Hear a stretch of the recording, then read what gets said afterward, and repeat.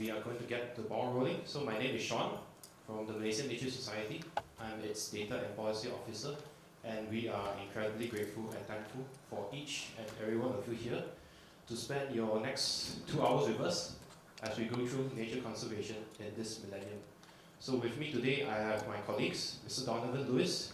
He is the Head of Conservation Division at MNS, and he has a long history with nature conservation in Malaysia, spanning 3 decades. And next to him, we have Ms. Vivian Su, the Wildlife and Conservation Officer. She is the coordinator of the Rantayan Urban Green Spaces project in Klang Valley for the past 3 years, working together with various stakeholders and actors to preserve and conserve the local greenery. So without further ado, I hand the mic over to Donovan to kick this thing off. So good afternoon, ladies and gentlemen. Thanks for sacrificing your lunchtime, your lunch break to attend this masterclass and title for this afternoon, an hour is Nature Conservation in This Millennium. Okay,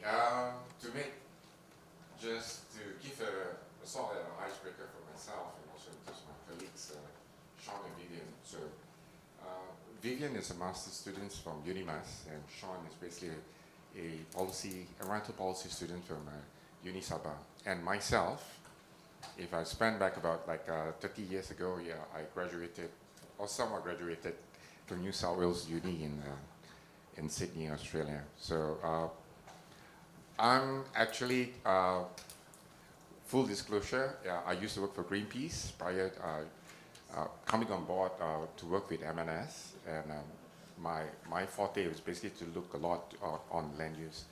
Now, my career in conservation started off in 1997, to be precise, with WWF, and after that, there was been a lot of NGOs that I work with.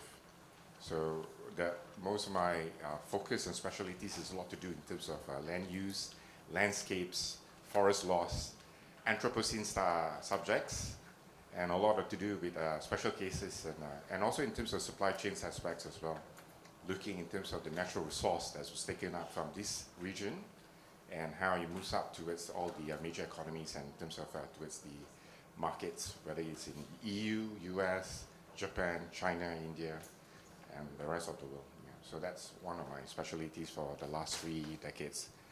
My tenureship came with MNS officially started in 2022, much attribute to the loss of a colleague of mine who passed on because of my predecessor. His name is late Balu Promal, and later on I'll elaborate more on that. So I took his post as because he was my boss since 1997, and I'm still serving in this conservation field, nature conservation field. Okay, the age of reason. Okay, can we go on the first slide? The records of natural history in Malaya has been one of the most prolific, and it's also one of the most abundant, and the plethora of it is we have immense of wealth in terms of natural wealth and in terms of required within this region. Much of the wealth as well was attributed because of one of it is a lot to do with my race. I'm a Dutch descent. My late cousin, Dr. Perry Pereira from NUS, he has passed on. He did a genealogy of my family, and we traced our family all the way up from Zealand, from Netherlands, and they travel in these parts with a lot of intermarriage. My mom is a Peranakan Chinese, or better known as a Nyonya. So I'm blessed in terms of both worlds, and I hail from Malacca. And until today, I see myself as Malaccan first rather than Malaysian. My mom's a Singaporean, so in other words, as well, she's a Peranakan. So we grew within the Malacca, Penang, and Singapore, and it was known as the Strait Settlement before the formation of the independence of Malaysia. Now, coming back to the records of natural history in Malaya, the earliest known record is much to do in terms of that was recorded, was a lot to do with Iridia's description of Malacca in 1613.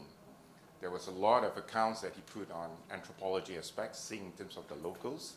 He himself as well is half Malay in terms of his mom is actually from Sumatra, intermarried with the Portuguese back then, and they were basically in other words, when you learn in history, the Penjajah of Portuguese, so they were basically were colonizing these parts during the 300 years ago. Now the records of many of the early pioneers, when I refer them or pioneers, because they were the one that literally put in terms of essence of recording in terms of history of the past.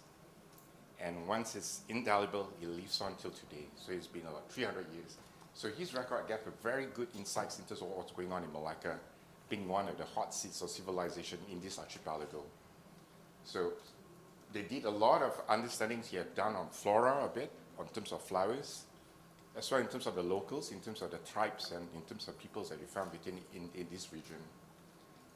Now, subsequent from there, we have William Farquhar, and there's a lot to do that the birthplace of civilization for Malaya, or I would say back then in this region, was a lot to do with Malacca. So William Farquhar was basically one of the early naturalists of a lot of the early British pioneers that came in these parts. They were naturalists, and together with Thomas Stamford Raffles, the founder of Singapore, and also in terms of Alfred Russel Wallace, and he was one that basically brought up natural science, and what we are doing in nature conservation was much attributed to this tree. Now, the early record of cataloging is much to do in terms of, this was one of the first few that appeared in London in the 1800s. So it gives accounts of these parts of the natural fauna that they have in terms of biodiversity that we have. So what you have the picture here is that this is an infant of an orangutan. Now, Alfred Russel Wallace was an aristocrat. You know, during the aspects back in England back then, there was a lot to do that. They tend to come to these parts, collect many of the artifacts, live specimens, and bring it back to London, and they will deliberate, and most of these have been auctioned. A lot of things have been taken out from here. Until today, many of these things as well are still stored up in all around in UK, especially in the Natural History Museums, the collectors of much of the aristocrats that you have from the past, and today a lot of it is still under their possession. I think for the last 100 years, you know, you find a lot of artifacts in auction in Sotheby's and many of the auction house and all that. And you do find many of this still belongs very much to this country, which is Malaysia and Singapore, and also Indonesia, yeah. So Alfred Russel Wallace basically drew this in the sense of, drew the illustration. It's unlike back then, you know, we didn't have like cameras and all that, so you had to rely in terms of people who illustrate to draw, and they took a lot of time. And apart from them, there are also, I need to mention as well, there was this lady by the name of Elizabeth Bird. She came in the 1800s, and she put she recorded much of the accounts of what was found within these parts of within this archipelago. Now, fast forward from Farquhar, Raffles, and Wallace, we'll bring forward you to the 60s, and this is much to do in terms of house specimens, and this is basically a dusty language that was illustrated, and the promulgation of what when I say promulgation, is what they were trying to write and record was a lot to amplify or illustrated through their drawings and such. So, yeah, next slide, please. Okay. Now, in the early 1900s, there's also another pioneer, and this is when it comes about nature conservation as a whole and the identity of knowing the flora and fauna, and the diversity and the plethora of diversity that we have in these parts. In this picture, you have this one of the first few pioneers that really fought for the protection of our forests. As the British arrived, a lot of our vast of forests were used for plantations, and much attribute to that we stole the rubber seeds from Brazil, brought down to Kew Gardens, brought down to Singapore Botanical Gardens, and they found that rubbers could grow very well over here, and many of the forests were converted into plantations. So rubbers came up from here, and we were losing swaths of natural forest covers, which is the virgin jungles and such. Now, Hardback was one of the first few persons, Theodore Radbourne Hardback. Now, his cousin was basically an architect. If you head down to our old train station, that is his cousin. So his brother actually designed our train stations where next to Majestic Hotel and where the KTM station, old station used to be. Now, his elder brother was basically Theodore Hardback. Now, he was the one that pushed in terms of legislation during the British administration in Malaysia to seek for protection for Taman Negara, because he found a lot of sorts of land banks were basically converted to plantations. And through his effort, came out through our Malaysian current laws that to protect in terms of Taman Negara being one of the most prime protected areas in Malaysia. Apart from that, you still have Andau Rompin, and also kudos go to the Perak State in terms of looking at Belum Temenggor as well for the last 2 decades. Now, the society that we represent is Malaysian Nature Society. Our history as well has a very interesting history that predates in 1940s. Now, what is contentious about this two person is that Habak was the one that promulgated about nature conservation. It tells us to protect the forest in some ways. And he was not much liked because there was a lot of, political maneuvering. I think the third day, I think there was a documentary that talks about parliamentary in terms of how you lobby in for certain legislation and policies and such. And he did the same thing as well. But most of the time, in terms of the administration to rule Malaya, he has to go back to the House of Lords or in the parliaments in UK. So he had to travel through and fro and forth from Malaya going back to England to lobby in terms of to protect some of the green spaces, or I would say the forests that we had back then. And when we went back to UK, there was a lot to do with contentions because in Malaya, most of the states were governed by the residents, the British residents. And it's a lot to do that. He managed to put the legislature forward, which is some of his counterparts in the House of Parliament in UK. But the current administration in Malaya didn't like him much because he's such a stoic figure and he's always a person that I would say a conscientious objector to many of what was going on during the British administration. Now, lo and behold, the British sent another person, which is basically a lot to do with Edward Oswald Shabir. Now, Shabir as well got acquainted with Theodore informally as well. And this is the founder actually of MNS. And he came in 1938. And he was put as a wildlife commission in Malaya back then, sorry. And it's much to do that he founded the Malaysian Nature Society because seeing the contentious aspect and in terms of all the politics that people were trying to lobby in to protect the area, and some people needed the land to turn into plantations. Shabir came in and he decided, okay, people need to know how important it is to protect the green spaces the forest and such. So he played a part in that process. As he arrived, as he formed the Malaysian Nature Society, it was more or less to make an all-encompassing aspects in terms of to bring awareness about the beauty of the flora and fauna that we have. So this is the founder of the Malaysian Nature Society in 1940s. Now, next slide, please. Yeah. Now, apart from that as well, we had this lady as well, was honorary secretary, which is Santiago. Gladys Limay, and Santiago was basically another member. So these are the three that was managed to form a society in 1940s. Now, the society began with 186 members, and they managed to publish the Malayan Journal. And this journal is one of the first few that, why it says until 5 journals issued to 1941, lo and behold, as they were here, the Japanese arrived. And that's where the Japanese occupied, and World War II started ever since then. In 1942, as the Japanese arrived in February, a lot to do that many of the British, they were rounded up, and a lot of them were spent into confinement in terms of Changi prisons, and basically the Japanese was basically after the war, as you know, they came down from Thailand, so many of them had to congregate. Now, what happened during in Changi and all that, as the British, they had this idea of, to keep their sanity alive under confinement and all that.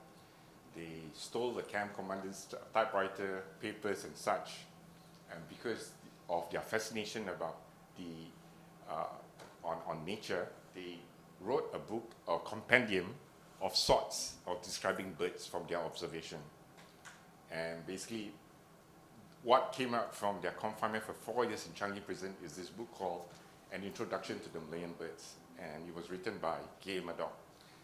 More of the history can be found in the Natural History of Museum in Singapore, and where they exhibit in terms of what they have collected and such as well. And the introduction of Malaysian birds, it tells you in terms of the diversity of birds that we have over here, and in terms of and that was basically kept them and he was passed around during the 4 years in confinement in Changi prison. Soon after the war, the members of MNS, they get up together, and we have produced a book, and we're still selling out this book, and it's been a hot seller ever since then, from 1940s right up to today, especially for uni students, and as well in terms of nature enthusiasts, and also in terms of people who want to know more about our flora and fauna. But this gives rise in terms of how interpretations of science and biodiversity was put into a compendium or a book. Yeah. Next. Now, another important figure soon after the war, as they were catching up and they were forming up, the British were still here. There's this stalwart guy who's basically Tan Sri Lok Wantu, who's the founder of Cathay Cinemas and also in terms of the Shaw Brothers. He was I would say, an ornithologist as well.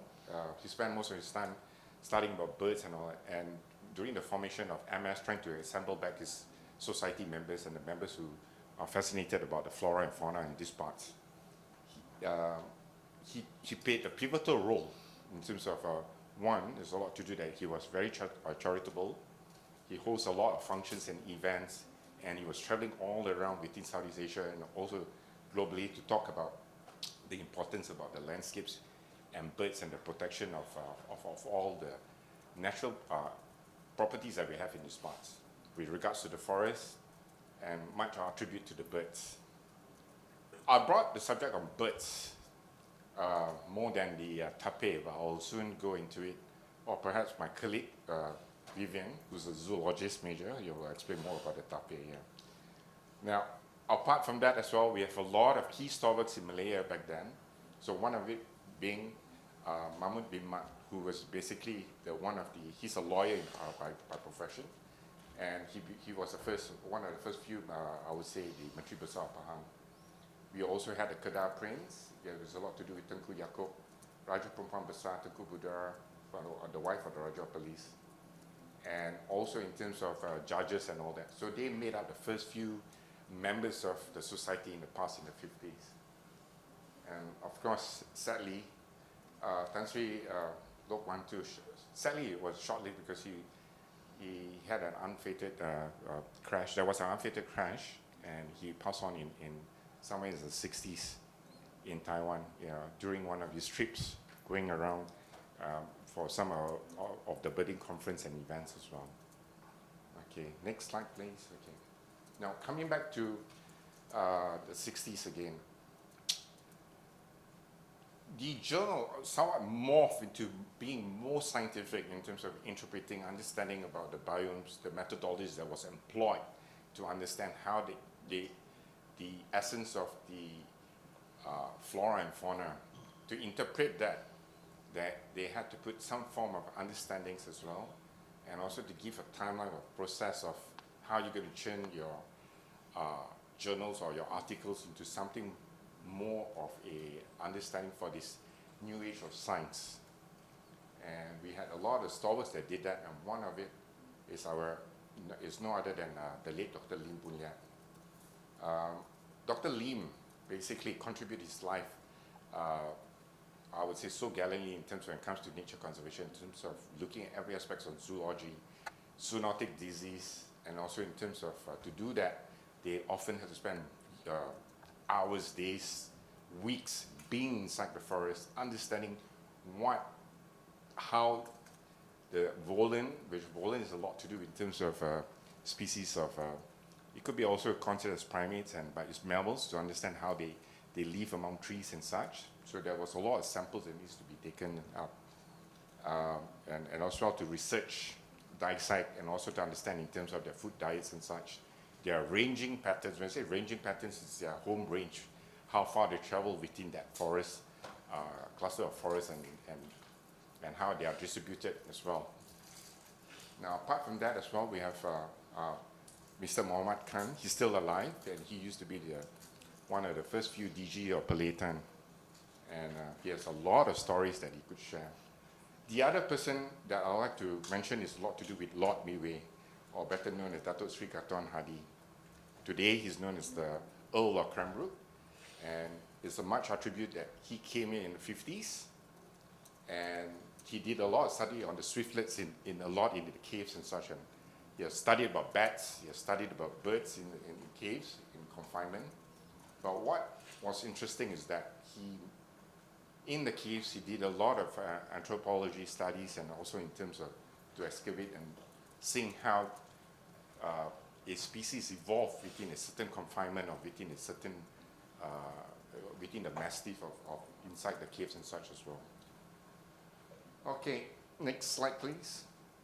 So this is him, and that's me during one of our walks. Lord Cranbrook was here from 1956, and he was in Sarawak, he was in Bogor in Indonesia. But most of his considerable time he spent his time in and this was right up till 1974 that he decided to move back as well. And it's much to do that his dad passed on, which is the Lord Cranbrook, the Earl of Cranbrook, and he took the post of being the Lord of Cranbrook. And he served in the House of Lords in UK all the way up towards the 90s. And sadly, in about 15 years ago, the British Parliament or the politician decided to remove the status quo of the House of Lords and make them commoners and such. But most of the lords and the earls, they still own parcels of land all around in the UK. So this is me and him visiting some of the forest reserve, which is the patron. And next picture, please. Next slide. Yeah. So this is him and his wife, which is Lady Caroline. Yeah. Now she's an OB recipient, and she also has a very interesting story. So and that's Vivian. So we paid a visit to him about 2 years ago in his place, in somewhere close towards Ipswich. It's in this place called Great Glenham. I highlighted about Cranbrook because he's still our advisory, and he's 93 years of age, and he still curates and helps us out with the editorial process of the Malaysian Nature Journal, which myself, Sean, and Vivian are the curators of the journal till today. So every quarterly, and since 1940s, and today we are in volume, is it 78, Vivian? Okay. So there's been about close to more than 10,000 over journals to specify right up from every aspect of biodiversity, landscapes, and in terms of our changing environment to the current stage. Okay, next.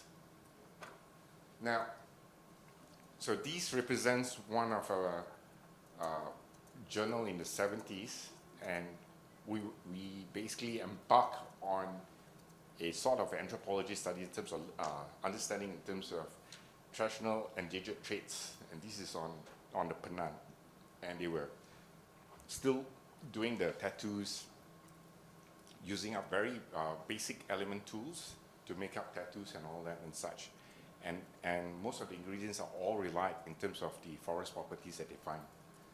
Now, the other aspects from the Malaysian Journal, what came out in the 70s was our naturalists. Till today, we still have our naturalists running, and it's also on a quarterly basis every 3 months. Now, what's interesting about what we have done is that we amplify a sort of a journal or scientific articles to make it more like National Geographic sort of a feature, and to talk about communities, biomes, clusters of forests, and issues that resonates in terms when it comes to ornamental subjects. Okay, next. Now, in the 80s in MNS, there was a lot to do that we were still losing a lot of our virgin jungles of forests and such. And it's a lot to do that today, and this is Tan Sri Saleh explaining to Tunku Abdul Rahman that and back then there was this aspects in Endau Rumpin where there were a lot of developments unfolding and encroaching closer to Endau Rumpin on the down south. And they managed to, MNS did a super thing, Heritage. What we did was to have a scientific expedition within where Endau Rumpin is, and we extrapolated. When I say extrapolated, in the sense that we brought the essence of our understandings, interpreted into in terms of looking at the science, interpret the data to be churned into our journals, and also in terms of our naturalists. So these are the two modes. how we amplify in terms of the forest and bring it up to the masses in terms of our understandings when it comes to natural history, science, and data science as well. Apart from that as well, in the 80s as well, we came close to, we are one of the first few NGOs in Malaysia independently manage the Kuala Nature Park, and this was somewhat bestowed to us by the state government and also in terms of the blessings from of the Prince, so the Sultan of Selangor giving us to manage a small little area at the coastal, or I would say one of the tributaries of Kuala Selangor, of Selangor River. Apart from that, also we had the Suara Enggang, which is a complementary that focus on birds. So Enggang is actually a hornbill, so it's a lot to do that. Apart from hornbills, they also see the relationships apart from with the hornbills. There's also other element, the ecological aspects that the birds needs to eat, and as well in terms of bird songs to somewhat relate to their environment or their ambience. And in the 80s as well, we had the MNS Bowfield Center Studies in Cameron Highlands. We still have it, but it's now somewhat derelict. It's a lot to do in terms of finding the key staff or the people to manage that area up in Cameron Highlands. But I would like to bring your attention that Tunku Abdul Rahman was also a member of the Malaysian Nature Society in the past, the father of Malaysia. Okay, next. So these are some of the events that used to take form in the 90s. We also had a Queen Noor, who's basically, and it's what pivotal about this picture is that MNS became an affiliated member with BirdLife International. BirdLife International, I would say, one of the foremost NGOs that studies about birds in the world and globally. So this gives us a sort of affiliation and understanding we are connected in some ways with other NGOs and with all the BirdLife members.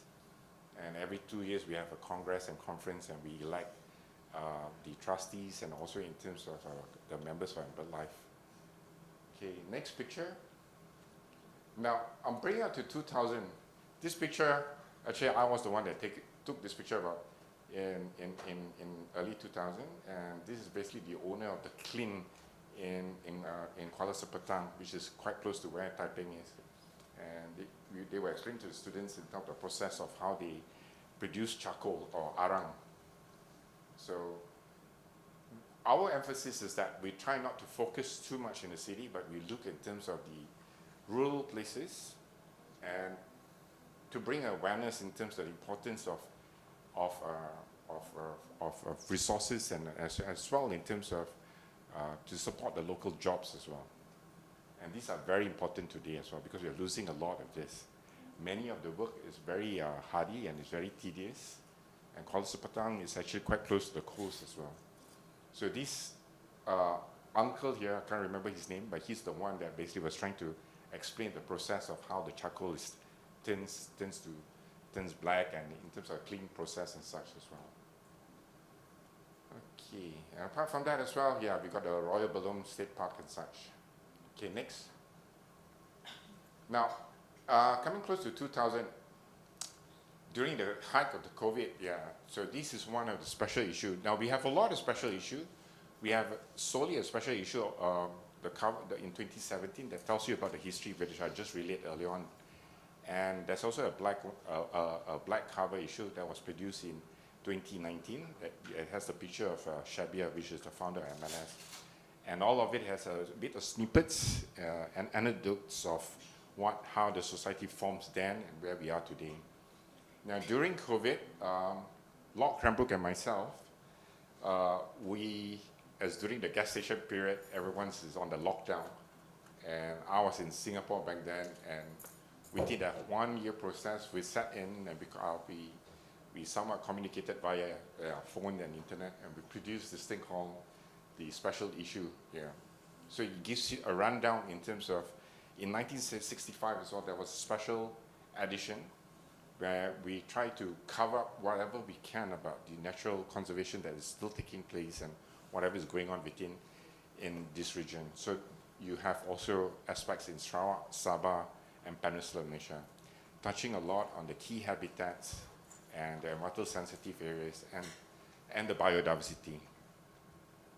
Okay, next. Now, to bring the work that we do at present, so since 2022, the onset of Vivian and Sean coming on board, we now working on very much into a lot of projects. Vivian shall elaborate more on the Rantayan urban green spaces. Just to give you a bit of background on Rantayan urban green spaces, we were trying to somewhat find a local, colloquially trying to find a name, whether to use urban green spaces, but if you use urban green spaces, it will go like X. So we decided to use Rantayan because it's more of a network. And what we're trying to achieve was basically to look at a way of doing a contiguous forest in terms of the current state where we have lost a lot of our natural forest covers. And since 2015, we've been championing, we within the scientific community was a lot to do. We bring awareness about the rising change of the weather patterns. As you know now, if let's say that if you're not under this aircon, if you just got to step outside, you'll start sweating as the increase of heat, much to do in terms of the changes that's unfold for nearly 2 decades has been tremendous. And for us in doing conservation and what we are doing, we can't come and tell you and say, no, stop, go back to the dark ages, don't do this, don't do that, don't burn up fossil fuel and all that. We don't do this, but we need to bring up, what we're trying to say is that we need to bring to you the facts, the evidence, how the changes of the landscape is now taking fold, and to bring out the heat in terms of the understandings of what we are currently facing. Next. Okay. Apart from us delivering this message, we are also affiliated with FSC. I personally have worked with FSC for nearly 2 decades. Sean is currently the director for FSC Malaysia, and he shall elaborate furthermore. And as I was mentioning, we are a partner of BirdLife's partner. We are also affiliated with IUCN, who basically comes up with the Red List Data Zone and also the Red List ecosystems. So there is a certain classifications and such of how we determine or we see certain landscapes in Malaysia. And that goes as well in terms of the plethora or the diversity that we have for the flora and fauna. We are also affiliated with Conservation Allies, and they are a sort of an NGO that looks in terms of funding. During the Q&A, should you have any questions, is how we solicit for funds. And yeah, we will disclose and we will share in terms of what we have done for the last 4 years and such as well. And another one is that we are members of the Climate Action Network here. So these are the five, there are more, but these are the 5 affiliations that we work in terms of to basically to deliver in terms of our part and our role when we look in terms of what's going on in these parts, to contribute the bigger picture, abiding towards the UNFCCC in terms of the climate change panel as well to understand, and the data that comes out from us as well, we do our best in terms of doing that. Okay, next, Sean. So our vision for Malaysia's natural heritage and rich biological diversity to be effectively protected, managed, conserved for the benefit and appreciation of all nations. Now, our mission is to promote the conservation of Malaysia's natural heritage. When I say natural heritage, it doesn't not only confine on the landscapes, but it's also in terms of what we hold here. It could be also the building that resides in between the natural landscapes as well. It's also us. It depends on your ethnicity, your race, especially for the indigenous people or the Orang Asli that we have in Malaysia. They too as well, need to hear our voice. Of course, apart from this, it's also we try to be the voice, for the voiceless, especially the biodiversity, every aspect of the species from flora and fauna. Next, our conservation pillars, what we dwell or what we do almost on a day-to-day basis. In my case, because of our partners and inflation, so sometimes I work 16, 17 hours. So I was just online with someone in UK last night, and it went out all the way to 5 o'clock. So I'm sorry if I'm mumbling, if I don't make sense, but I hope I'm having this binary conversation with everyone here, and I hope it's clear enough what I was trying to say for the last 20 minutes. Has it been 20 minutes, Vivian? So what we do is landscapes, which is basically a lot to do in terms of the TAPA or the landscape and species conservation. We also do EE, which is environmental education, where we outreach to various schools and types of schools, right up from elementary, kindergarten, secondary, and universities and tertiary and such as well. Environmental restoration, yeah, this is a lot to do that. I like to use this word among my staff, which is this word that commonly used for the last 3 decades. In situ conservation is being on site, going on the ground, spending days, nights, hours to understand about the landscape, as well in terms of the species that comes into your scope or your eye level in terms of your perspective. And this needs to be recorded, and knowing the species are very important. And as well to explain what is happening in terms of your observation from that area. And these are all basically small little data sets that paints a bigger picture when you finish up whatever paper or whatever your observation are in that area. Now, IPLC, we like to use a lot of jargons, and I want to bring your attention to IPLCS. It stands for Indigenous People and Local Communities. The S is just, plural, maybe not, So, Indigenous People. So what we have here is this. This is Afif. He's a local community. He's just graduated with a master's, or is it with his bachelor's? Yeah. So he helped us out in terms of study about the urban areas, and it's much to do that. He used to work with Free Tree Society. That's shown at the back. And here we have is Noli. Noli is a Semalai. I knew him for nearly almost 3 decades because of Tasik Borough. And I used to work back then as a consultant with Wetlands International, and we often used to go out that area, and it's much to do that he lives in this water body somewhere between the border of Pahang and Johor. Now, much to do that Wetlands as well, they suffered a sort of a drought period, and that was the beginning of the La Nina, and El Nino, during the El Nino period. So there was a lot of water bodies, and our natural lakes were turning to desertification, which is totally dry, such. So we do work and engage most of the time until today. One of our main forte is to work with the local indigenous. I think Sean is going to elaborate more on the IPLCs. Now the second one is the policy and advocacy, which is directly, Sean is the main, that is Sean's main forte. So this is something new, and Malaysia just signed this about 2 years ago.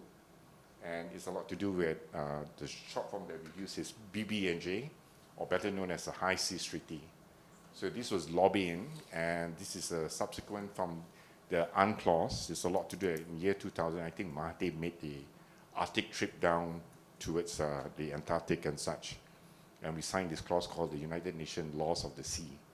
Now, fast forward 2 decades, there's a new treaty that comes about. It's about the shared responsibility in terms of the natural resource that we are. Is a lot to do in terms of the sea properties, and because a lot of it is not researched, undiscovered, and there's a lot of things that we need to put into perspective. And how do we share this, not exclusively for Malaysia, but for the global community?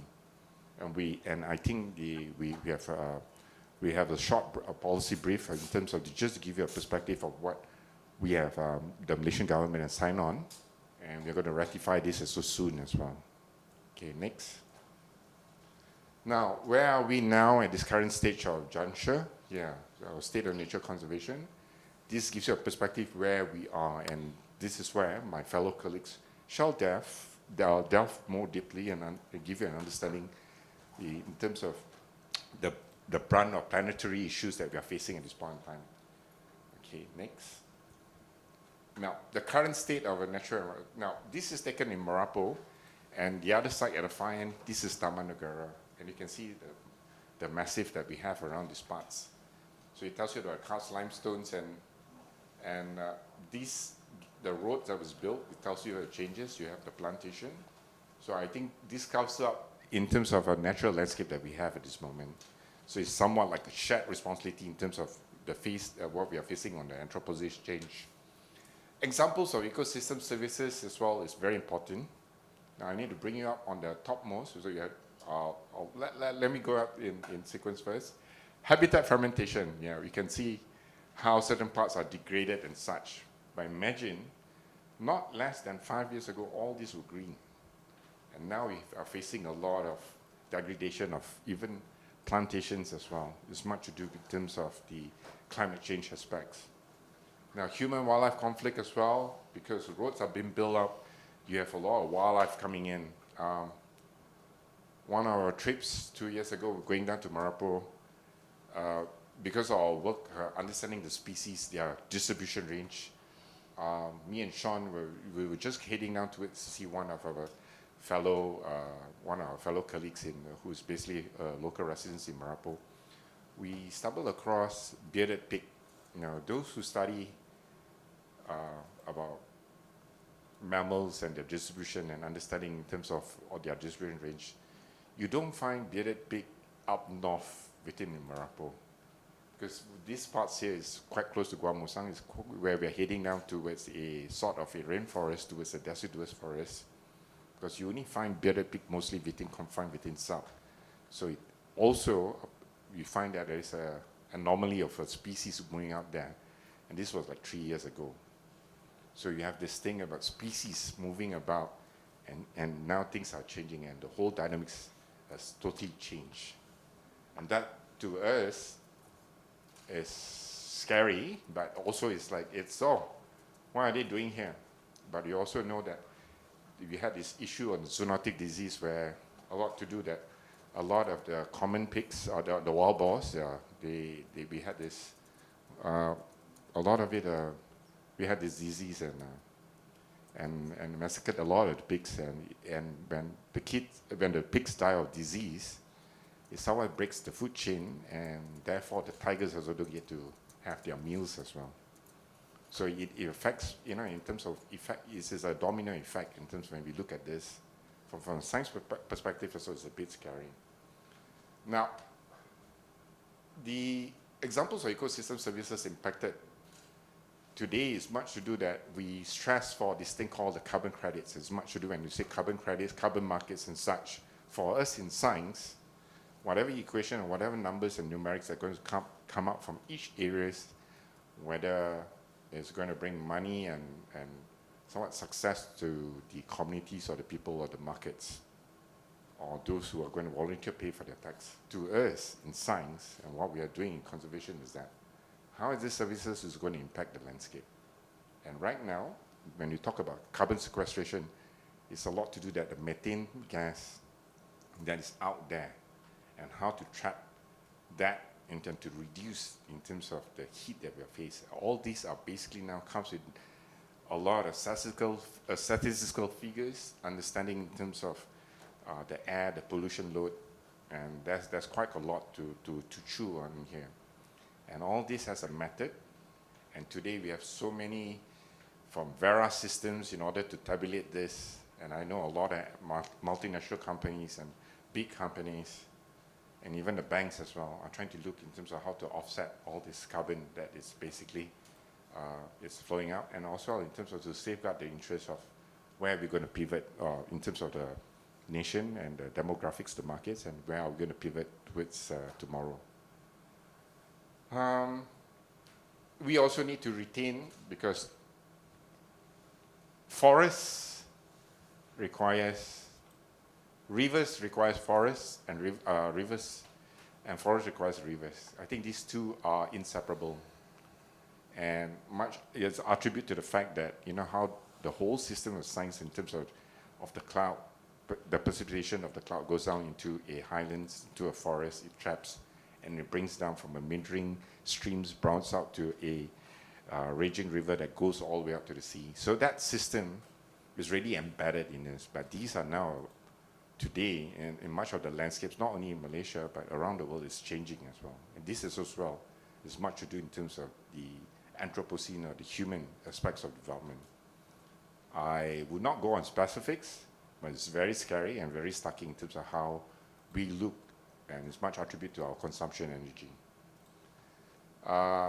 Next, I think the disruption in ecosystems, you're going to elaborate more later, Sean. Okay. So give you an idea where we are now in our current state of natural environment. The increase of greenhouse emission, as you can see. Now, I know these are figures. I'm not going to bore you, but you need to look at the trajectory where it's going up. And these are very scary. The colors represents in terms of the energy, waste, and run up to the total net emissions. So that red line, I think you can get this data in. If you are doing any research, you are able to get an understanding of where we are heading towards. Okay, next. So so this is where all the figures are standing at this point in time, our current state of natural environment. Numerics, from the pictures, as we are moving up towards the numerics, I will leave on to Sean later on to explain more in detail. Next, Sean. The current state, okay, this gives you a perspective of our tributary of Sungai Selangor that moves up towards the Kuala Selangor. As you can see, the rivers as well has changed, and of course, this is man-made. But I want to bring attention in terms of the peat swamp forest that we have in northern parts of Selangor, and this is Raja Musa, our Tanjung Karang Forest Reserve.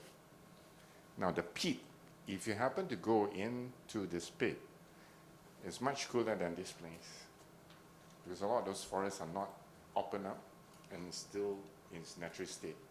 But we are losing it because a lot to do in terms of the expansion of plantations and such. I would not want to go into the plantations. I think most of you all understand that this as well is our rice bowl as well, because these are all paddies. It needs to feed us.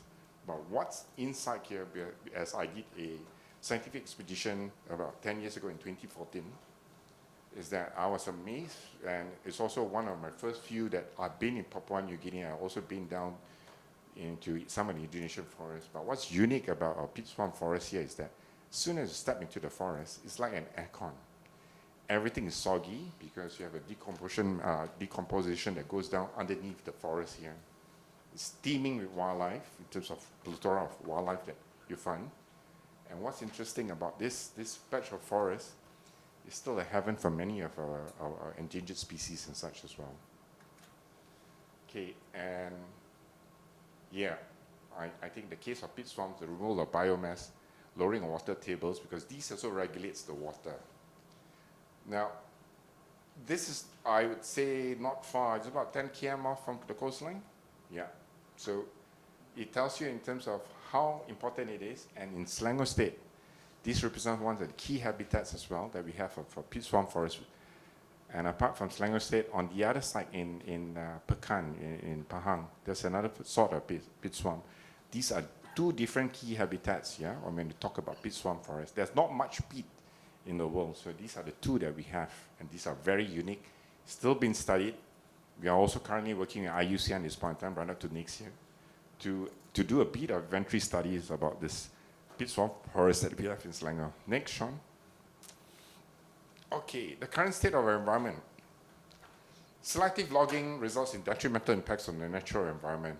So this gives you a picture in terms of clear felling, and these are the tracks that builds up by tractors in terms of cutting up all the high-end timbers and such. In Malaysia, there are two sort of certification bodies. One is basically MTCC, and the other one is is that one or two? Two. What's the other one? Oh yeah, FSC, yes, how can I forget FSC? As we are the member, or 2 decades. Now, MTCC, basically Malaysian Timber Certification, there's a lot to do that. They are following another sets of guidelines in order to look at the timbers, but they do have to follow the protocols of understanding which timbers to choose, because as one of the important aspects about many of the timbers as well, you find that hornbills are roosting in some of their timbers as well. They build their nests inside, and the aspects is that how we play a part in nature, as basically from a nature-based entities, is that we often advise and we follow some of the loggers in terms of determining which logs they could basically fell, and some they couldn't. And this is much very apparent that we are doing now in Belum Temenggong. A lot to do in terms of when opening up a forest. Today, there's a very stringent practices as well, but most of it is confined in terms of how state governments open up land banks. Now, we don't get us wrong. We are not advocating to say don't log or don't harvest, because you need to understand each state in Malaysia needs to survive economically. And much of it is that they have to make the sacrifices of opening up certain forests, but they need to plan and determine if you're going to cut off this parts like 20 cubic meters or between this quadrant area, you have to replenish or have at least double. Now, many of this, there are standards and policies and such were there since the time when the British were here and since we had our independence and with the current state as well. Now, lo and behold, much you think that sometimes in politics is how the federal government manage. And I'm going to tell you this. As far as I've worked for 3 decades, the federal government is doing their best. It's a lot to do with the state because they are the one that are harnessing the resource. Federal government does their very best to set guidelines, principles, laws, policies, and such.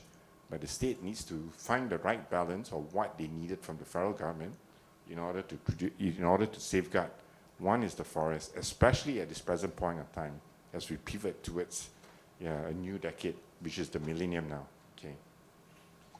The ability of these access roads brings poachers into the forest. Nice one. So this is where we have today, many of the forests, when once it opens up, it also opens up a new door for poaching. And these are songbird straits that's been harvested. And this goes on within, not only in Malaysia, but transboundary in terms of going down towards Indonesia, Thailand, as well as in terms of Philippines. And many of these birds is much to do in terms of, people have this affinity of having birds.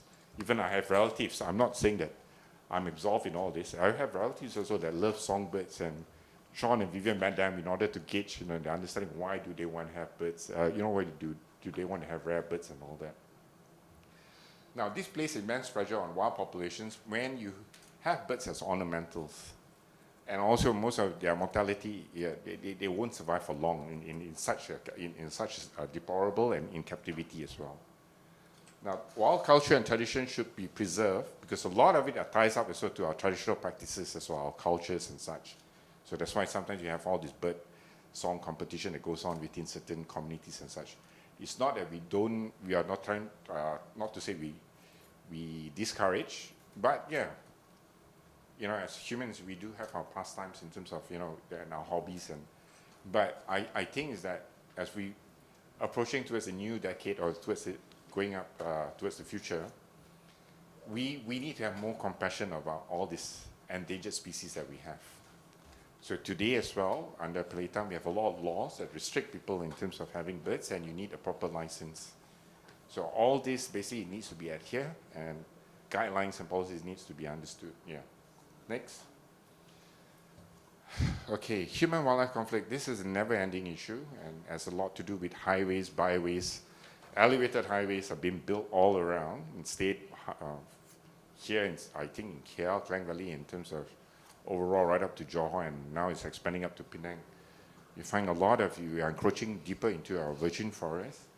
And I think you've been listening to the news, and often we get inundated or calls, and most of the time, they'll come to us, why are you MNS not doing anything and all that?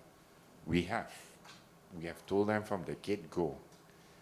We, in MNS, Sahabat Alam Malaysia, I think are the 2 most forefronts of NGOs that we get all the terms of reference of adequacy check of any emerging developments that unfolds in Malaysia. We've been called out, myself and Sean, me being the head, being the one of the most challenging of my job is to face the brunt of sitting in for 5 to 10 hours with Department of Environment, and they being the facilitator or moderator, and together with the EIA commissions and all the technical experts when in terms when it comes to any emerging developments in Malaysia, and we and SEM, Sahabat Alam Malaysia, and sometimes other NGOs that comes in as well, and we try to bring up evidence of technical reports to produce during the DOE TORAC meetings, so terms of reference of adequacy check, because that's often needs to be deliberated, and sometimes it takes a very long time, and we also need to voice our opinion and to be a most consensus of what's going on. So often we will often be called the consensus objective for a lot of development. But we need to stand firm in terms of if we have evidence, and we also open up to our peers and our local community to assist us in terms of understanding what's going on around in their local areas and to give us a feedback, and we will bring this and deliberate during such events or meetings that's been called up, and often is an official letter that's sent to MNS, and we have to engage these issues. So from the TORAC comes the EIA, the Environmental Impact Assessment.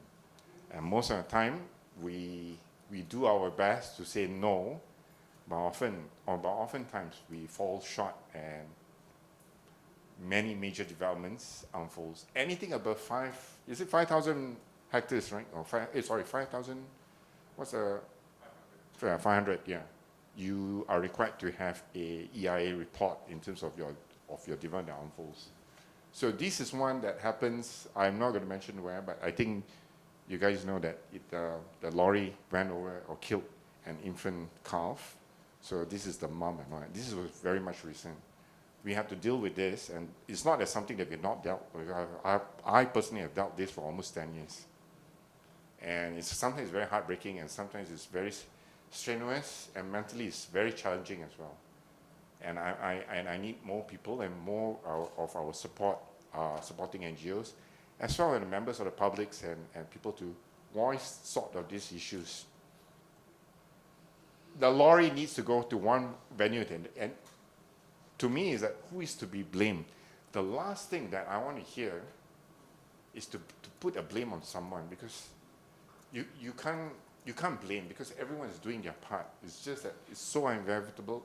It's so sad that the tragedy happened in terms of human-wildlife conflict, in terms of the lorries doing its work to travel at night. It's because it's lesser traffic. And sadly as well, it's the project that opens up the road didn't see in terms of the elephant crossing, which is their home range. And today you find a lot of wild elephants, unlike in Thailand, because they were domesticated, because they were used in the past by humans for the timber trade. But here, a lot of the wild elephants are wild, and they tend to migrate. There are a lot of periodicals, if you read about the elephants' behavior aspects, is that they often used to migrate from the north in Perak and make all the way down towards Pengarang, down south to Johor. There are also events that they swim across down towards to Singapore, and to Pulau Ubin. And we have recorded, and we have presence and evidence of it. So, and that used to be a migratory route. Now with the expansion of plantations opening up all the swaths of forest, they do not have a clear path anymore. And these are salient species. They are just, they have feelings and such as well. So just to bring your attention of this incident. Now, our national heritage is that tigers. In 1997, when I started working in WWF, the population of tigers was close to about 2,000. But much of it was a lot to do with projection and understanding, and of making up assumptions or probabilities of how much because of the forest covers and because of their home range patterns, we estimated about there should be about 1,005. So that was just, I say 1997 is just like less than 3 decades. Over time, I did leave Malaysia, but I came back, I would say I came back Malaysia in earnest in 2007, less than 10 years, and I found out the population, and also in terms of we had very key scientists, like one of it was Dr. Kei Kawanishi, a Japanese researcher, together with another of my ex-colleague, Dr. Mark Ryan, and we do have a paper on it, and we're going to publish it soon as well. This is on the state of nature conservation to give you an understanding how the dwindling and the probability that it came up from the split of when we had 2,000 and now it's about 150. But since latest studies undertaken by RIMAO and traffic, and as well in terms of WCS, the numbers are rising up, but not much as we expect. Is because of their habitat or the range that they have. They are also facing a lot of zoonotic aspects and distemper and such as well. And lately as well, if you can find in your social medias in Instagram and WhatsApp, or in terms of videos, you do see them very frequent. I think you often Just 2 days ago, I saw this, someone posted up a tiger roaming within the plantation and such. My years of hours spent in the forest, in my last 3 decades, I never come across a tiger face to face, but I did hear them. I did hear them because I was camping quite deep in the forest in somewhere in Fraser's Hill, and that was like 20 years ago, and I heard it roar. Apart from that, yeah, I've seen their markings, their marks, their footprints and such. Their after prey after they killed, and this was in Ulu Muda and all that. But I yet to come across in terms of a tiger seeing eye to eye. But there's been a lot, and most of the sightings, a lot to do in terms of the expansion of plantations, and plantation workers are recording it, and also the local community. And the indigenous people, and to me, when I get this news, it tells you that a lot of the tigers that people see within all these urban centers or rural places, it tells you that the tiger as well are out there to find, it's a lot to do, they are foraging for food, and it's also they are displaced from their natural habitat as well. That's why you find a very high mortality for the last 5 years. I think we lost about close to 60, right, tigers? In the last 5 years? Yeah, 5 to 10, yeah. Oh, yeah, why am I saying yeah? Oh, sorry, I'm just still into that, the data sets that was just provided on to us, and we're going to publish that soon as well, yeah. Yeah, providing that the society doesn't terminate me before I publish it, yeah. Next. Okay. The consequences of humanity, now the other aspects here, this is Anthropocene aspect. Microplastics, you find that today, yeah.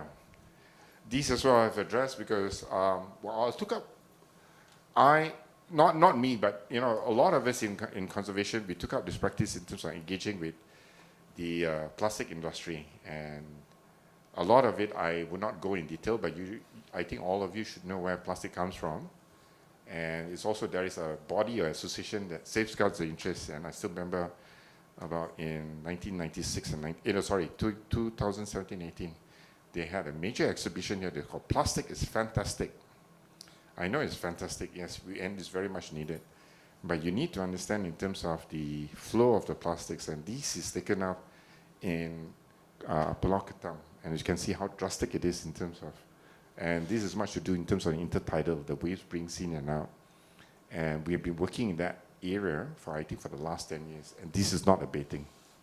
So we have a lot of heaps of plastics, it's all, they are strewn all around, and much of it is attributed towards illegal dumping, and it's also in terms of landfill is not, we have a lot of areas opening up for landfill, but we seem to find, plastic seems to find a way to much of the pristine and quaint places in the islands and all and such.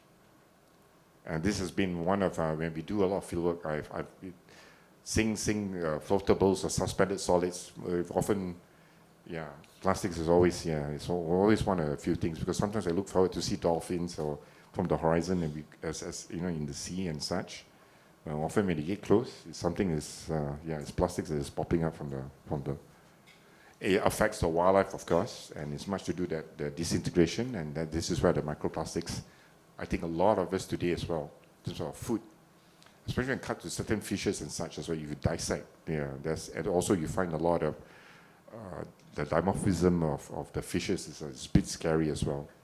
As you find them, they don't grow towards a certain length and such as well. So this is also affecting the food chain. And I think I may have consumed plastics. I think all of us have. It's just more or less that, it's quite scary at this point in time. Okay, next. Now, temperature. The Malaysian climate patterns are changing. They're annual. As I want to bring attention in 1997 and 98, and also in 2016, and recently in 2024. These are the hikes in terms of a lot to do that when they meet the temperature of the rise, and we often try to look at the source, but the year is very significant. Now, 1997, 98, this is where I was just about to leave my secondary to go to, and I still remember living up because I was very sad because I was leaving these parts to go down to Australia in Changi Airport, and I was from Malacca going down to Singapore, and heading out to Australia. The plane somewhat delayed, and was much to do because of the haze. And the haze was coming down from Jambi and Indonesia and such as well. And the plane didn't take off. So I was a bit happy, because of the delay. But what scares me as well was that as soon as the plane took off, you couldn't see, it was like sky, smoke and everything. And back then, haze is hardly, why was this? Because we never encountered this. So 1997 and 98, we had this major haze that engulfed or shrouded the whole Southeast Asia. And that's where they form up later on the ASEAN Peatlands Conference, where all the ASEAN countries basically assembled to look in terms of the issue, in terms of land clearing and such. Now, the other significant one was on 2016 as well. Now, during that year as well, just to bring our attention, the spike, you can see the spike, you see how high is when, the trajectory. Now, you also see a low trajectory here, right? Because there's about, one of those days, you had a very cold weather suddenly in 2017. I think it happened around, it was happened, when I say cold, the weather dropped to like 18 to 19 throughout the whole of Malaysia. And it was during this period. So it tells you as well in terms of how erratic the weather patterns can change from hot to cold. But the peak, please take note of the peak, because this is also another indicator that how we are going. And now, let me tell you, in Malaysia, we're truly blessed because the rainfalls that we have, the harvest that we have, much to do that with the amount of rains that we get. The fruiting seasons in these parts, it fruits twice in a year. You don't find this anywhere else in other world, because Australia, or even in UK, it only fruits once, even northern side in China or Mongolia, it only fruits once in a year. But in these parts, what's interesting is that because we are in this tropical climate, it fruits twice in a year. Not even in South America, in South America, in Brazil, and within the equator range, because everything fruits there once in a year. So the penology here is very unique, and I guess that's one of the reasons why you find in the past, for the last 500 years, you got the Portuguese, the Dutch, the British, even the French went up to Vietnam, and everyone wanted to basically optimize and use up our land. Okay, next. So, Malaysian climate patterns are changing, and by no means the temperature has increased about 1°C over 5 decades. In 2015, COP17, right, Sean? Yeah, okay. In 2015, much attribute to its, I would give kudos to US, and that was a lot to do with Senator John Kerry, and much to do in terms of him trying to promulgate the aspects of in terms of of climate change and the increase of 1.5°C, which we are now facing, and we can feel it. But back then, there was very much concern about the rising heat, and also in terms of exposure from the sun and such as well. Under Trump, well, you don't get much of the social news in terms of to educate you guys in terms of what we're going through. But in Malaysia as well, and I'll give kudos to the current government to emphasize, and especially it comes from the previous Mantan YB Nik Nasmi, who addressed this issue and pushed forward in terms of that we need to combat this. And I think all the state agencies today also realize this, whether they are whichever party, but the state government overall, they need to realize that this thing is that we all need to combine and work together to ensure that we do not face this brunt of climate change in terms of increasing level of heat waves that we are facing. And it's a lot to do in terms of today is better known as the El Nino period. La Nina is a lot to do in terms of rains, and we did face this, where the whole Klang Valley flooded in 2021, and that was really quite sad, because you affected people in urban centers, and there was a high, we lost a lot of loved ones as well during that period as well. So these are the things that you need to bring to your attention in terms of what we are facing in terms of the planetary aspects. Okay, next. Now, this is my last slide. I'll come in later on, but this tells you in terms of the population pressure,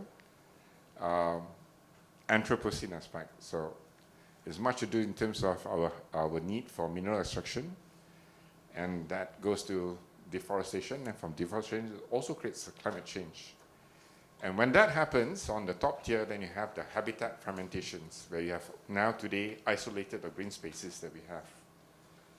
It also brings zoonotic disease. Now, we are trying to highlight a lot of this within the urban landscapes today, that you find that zoonotic disease is very prevalent, and there are not much papers or scientific papers that address about this issue, but it's happening, and this is also cause for a lot of domesticated pets, especially for power. My experience on zoonotic disease, that in Australia, they managed to eradicate this about 10 years ago. So you don't have this disease of cat or dogs having fevers and such as well. Even they do as well. It's more or less because of the changing weather, but they do have the remedy, but they do not have viruses or contagions that affect the whole of island Australia. And I guess because they're surrounded by the sea. But apart from that, in our parts, we have a lot of this zoonotic disease. Talk to any of your vets, they will tell you, oh, parvo. And I've seen it happening because I was the secretary of SPCA, where it was really sudden, that you had a lot of dogs who surrendered to us, and a certain season we didn't understand in terms of a dog contracted a disease, and he went into the center and he wiped out nearly half of the population of all the pests that the pets that we have.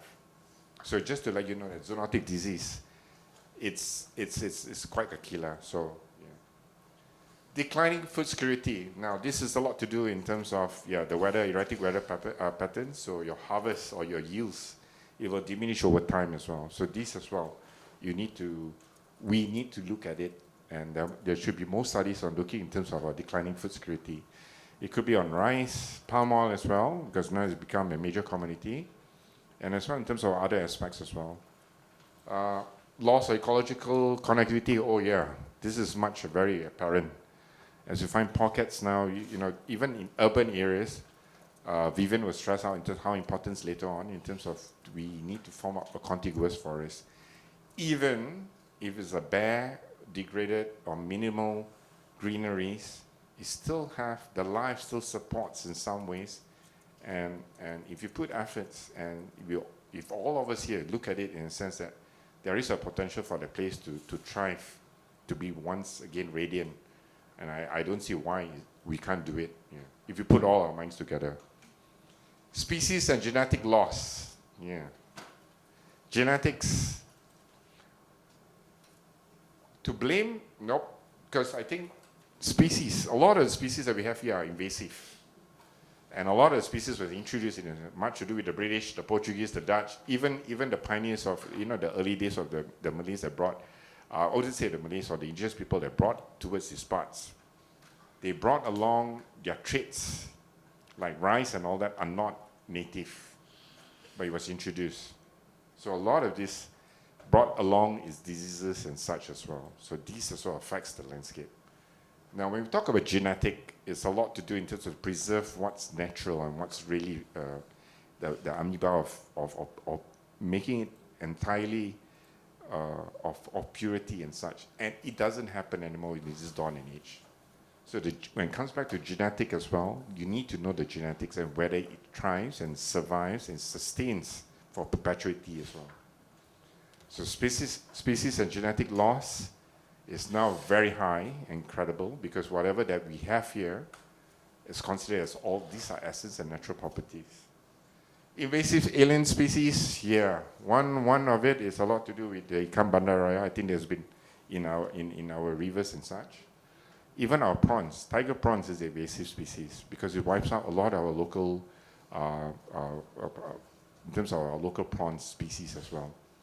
I hail from Malacca, I live nearby to where the Portuguese community, and our dependence for some of our food stuff like the belacan, the chinchalo, and it's much to do in terms of to have that.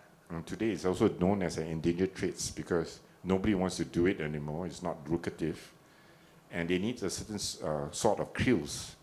Often, the Portuguese are also being called drago, but drago means krills. It's like you need a certain krills in order to to preserve it, to turn it into like cheese and to preserve. And this is like our delicacies when we eat our sambal belacan and such. Now, reduced provisions of ecosystem services, it reduces resilience against climate change and disease. And these are all declining in this natural state that we are in. Now, without further ado, I think this is my last slide. Yeah, I'll leave it to Sean. I know I took some time, but someone told us that we have to do a masterclass for 2 hours. So conservation starts where we live. So I'll leave to my colleague Vivian, to elaborate what she's doing in her current job. Thank you very much, Donovan, for giving us such a thorough rundown of how M&S has started, or how nature conservation has started since the 1940s, and also breakdown on the current state of our natural environment. So it took some time. Hopefully everyone is still fresh. So before that, we'd like to... Do you guys need a break, or should we just run? I'll leave it because we have 2 hours here. You need a 15 kind of a raise of hand who needs a quick break and intermittent it's up to of you guys. 5 minutes. I just need to show and that's it. I know you've been very heavy. Believe me, it's been very heavy for me for the last 3 decades. So the thing is, if you guys need a break, we can have a break and we'll come back here for 10 minutes time. Do you need a break? Oh, is everyone good? Okay. Okay, we'll continue. I'll try to make it really quick first, to have some time for you for Q&A. We still have Sean to break. So we've already seen how M&S has started as a nuclear group and then expanded across Malaysia. So our conservation work started from a very small group of people and then expanded to very large landscapes in Belum Temenggong and Darompin. And at this dawn and age, I think it's, for us in our team, we're started to think okay, we've been preserving the large landscapes, but we are starting to forget about our own backyard, the very forest right next to our office in Federal Hill. So we're okay, conservation needs to start where we live as well. So all the environmental breakdown that Donovan has just mentioned is not just a distant global or national crisis. It's a localized reality right where we're staying right now. So just to bring you, I guess most of us are quite familiar with the current situation in the Klang Valley. So Kuala Lumpur started as a small mining town, which has now become a very complex metropolitan since the 1970s. And we've witnessed significant infrastructures development just to keep the economic going for people to transport our goods from here and there, and also for people to travel. And this has led to a very vast, urban expansion of a complex networks of highway. This one is in Kuala Lumpur City. So we don't just have one tier of an elevated highway, but multiple tiers, up to 4 tiers. And if we humans can't cross, what's more for the animals, right? So this is the current state of the deforestation in Klang Valley. So from 1984 to 2024, the satellite imagery highlighted a very dramatic decline in green cover across Klang Valley. So this is what we have left right now. So forest reserves were excised and de-gazetted, unused natural landscapes were earmarked for development, and all this, we understand that it needs to happen to support population growth, but at this point, I guess all of us were aware of the impact of climate change already. So there is an importance for us to think, okay, development, how can development go hand in hand with conservation? And this is where, we need to take into account as well, how do we keep human and wildlife conflict minimal while coexisting with them? These are some of the friends that we usually see in Klang Valley, the long-tail macaque. So we have been, very scared of them, what if they attack human and all? What if they come into our space and destroy our homes? But we destroyed their home first. So in that sense, conservation in the urban landscape is also looking into how can we diverge these issues by giving them a better ecological connectivity where they can survive in the city and coexist with us, where it doesn't bring zoonotic disease to human, but at the same time we also have enough resources for them to live in the city, natural resources in the sense that there are food trees so they don't come into the urban or human populated areas to rummage through our food and garbage. So besides that, not just the animals, but the people living in the forest, our orang asli friends, they are also at risk of being displaced from their settlement within and around the natural forests, as these forests are being logged for new development. And with them, they carry generations worth of traditional knowledge to how to live in harmony with nature.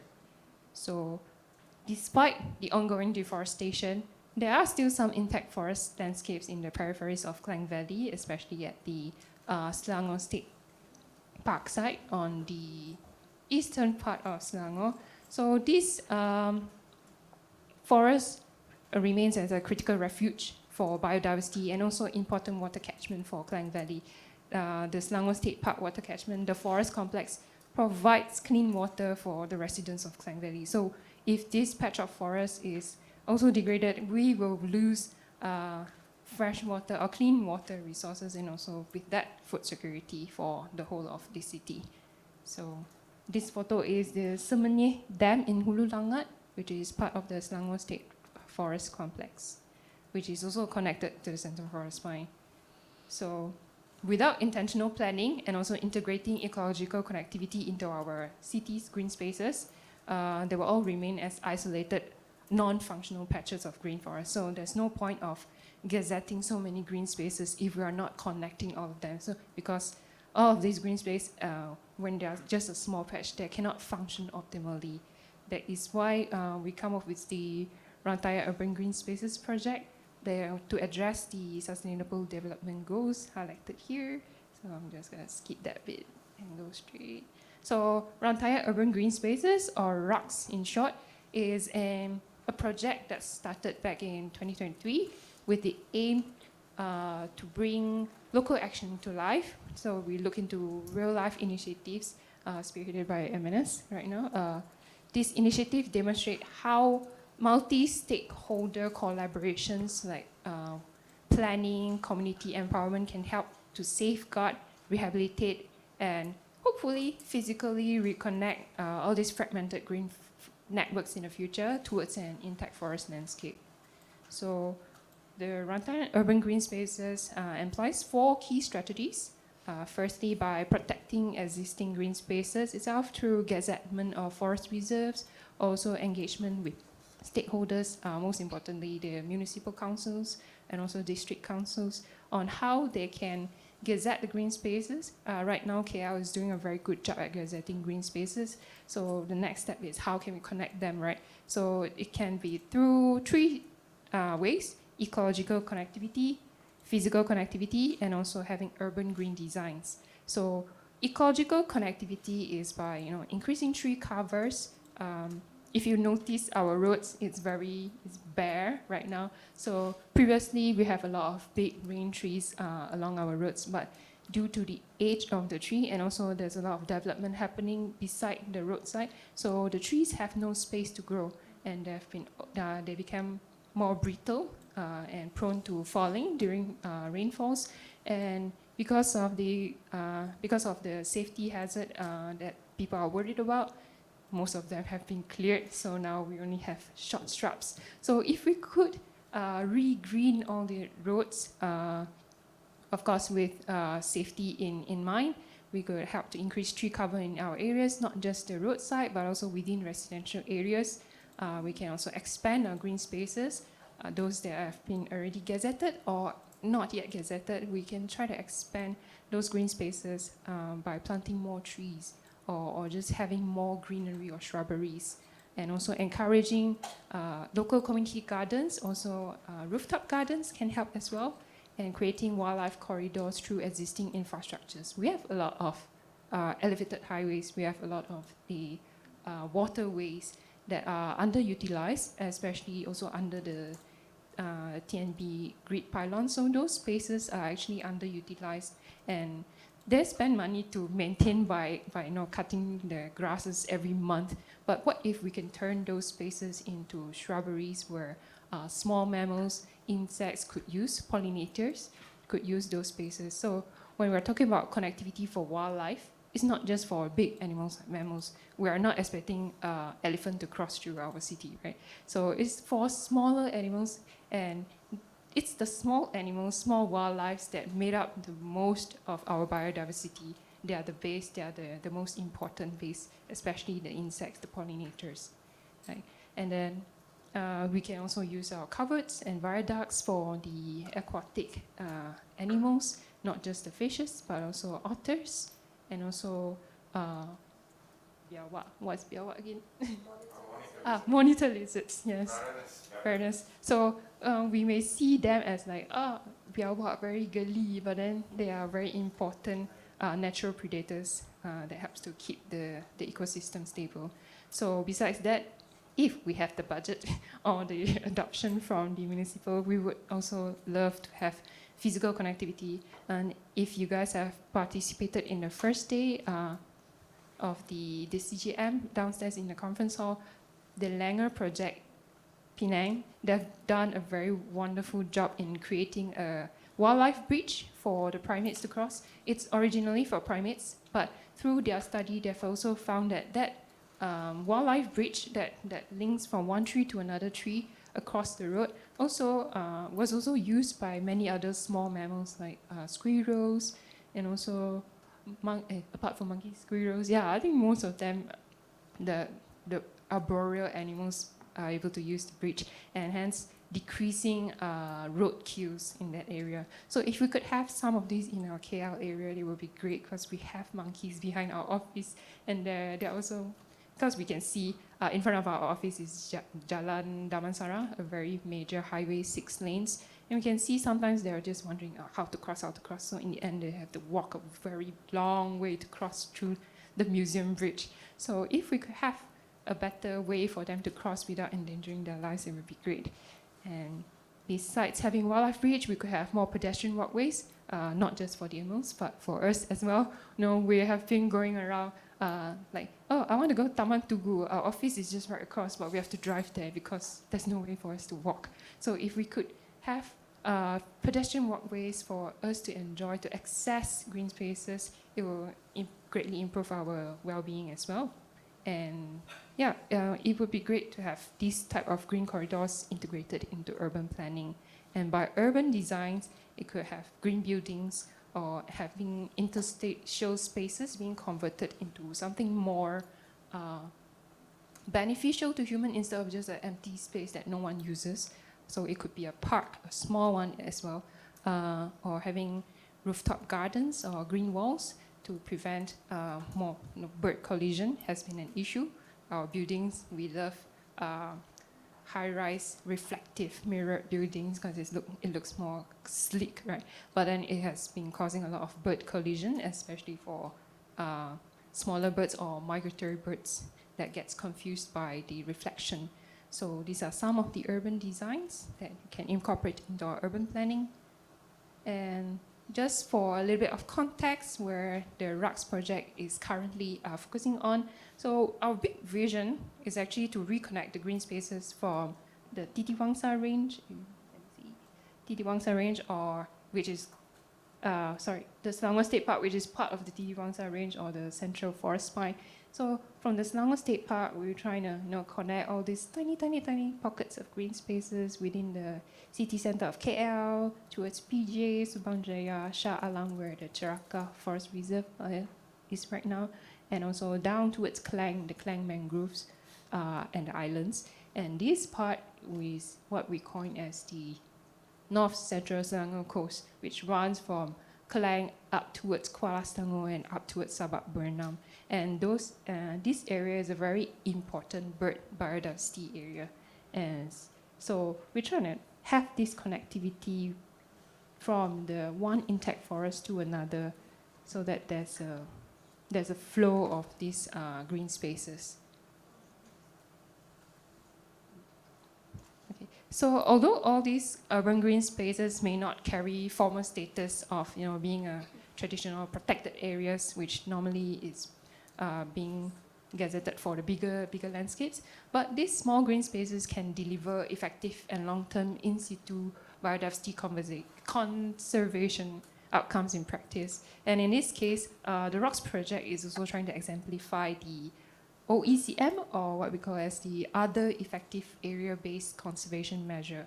So OECM is formally defined by the Convention of Biological Diversity, CBD, as a geographically defined area other than the protected area, which is governed and managed in ways that can achieve positive and sustained long-term outcomes for the in situ conservation of biodiversity that is associated with ecosystem functions and services. So, which means that OECMs can be managed by a wide range of actors, not just the government, but also by the local communities, indigenous groups, private landowners, or government sectors outside of wildlife agencies. So OECM plays a very big role currently in helping us to achieve international conservation targets, such as the 30 by 30 initiative. Okay. So how do we turn the ROCKS into reality on the ground? So our implementation approach follows a very structured plan. This is not just for ROCKS, but for most of the projects that's been done by MNS. We usually start with a landscape assessment of the area to come up with a landscape strategy of what we can do and also what we should do in the future.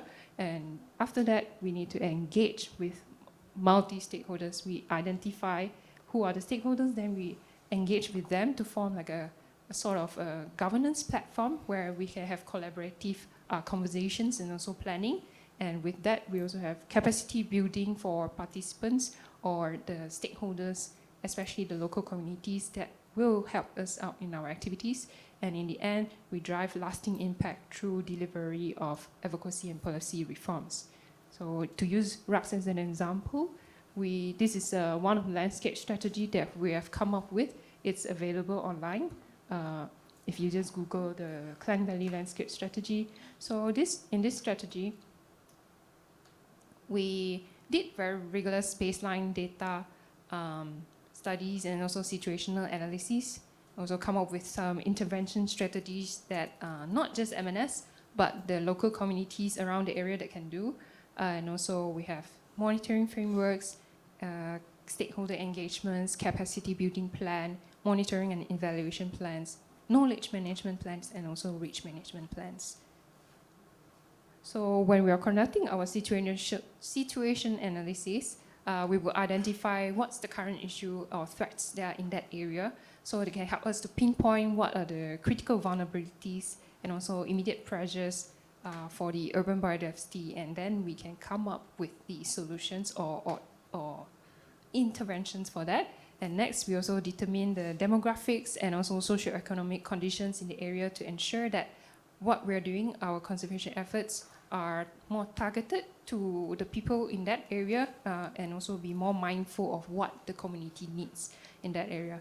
So with that, we also needed the stakeholder mapping to allow us to identify who are those key players and who we should engage with and to build an inclusive partnership. So one of the main things that we usually do is also site survey. So during the site survey, we assess the current condition of the existing green spaces and also identify like, are there any potential connectivity, whether physically or ecologically, like where can they connect to?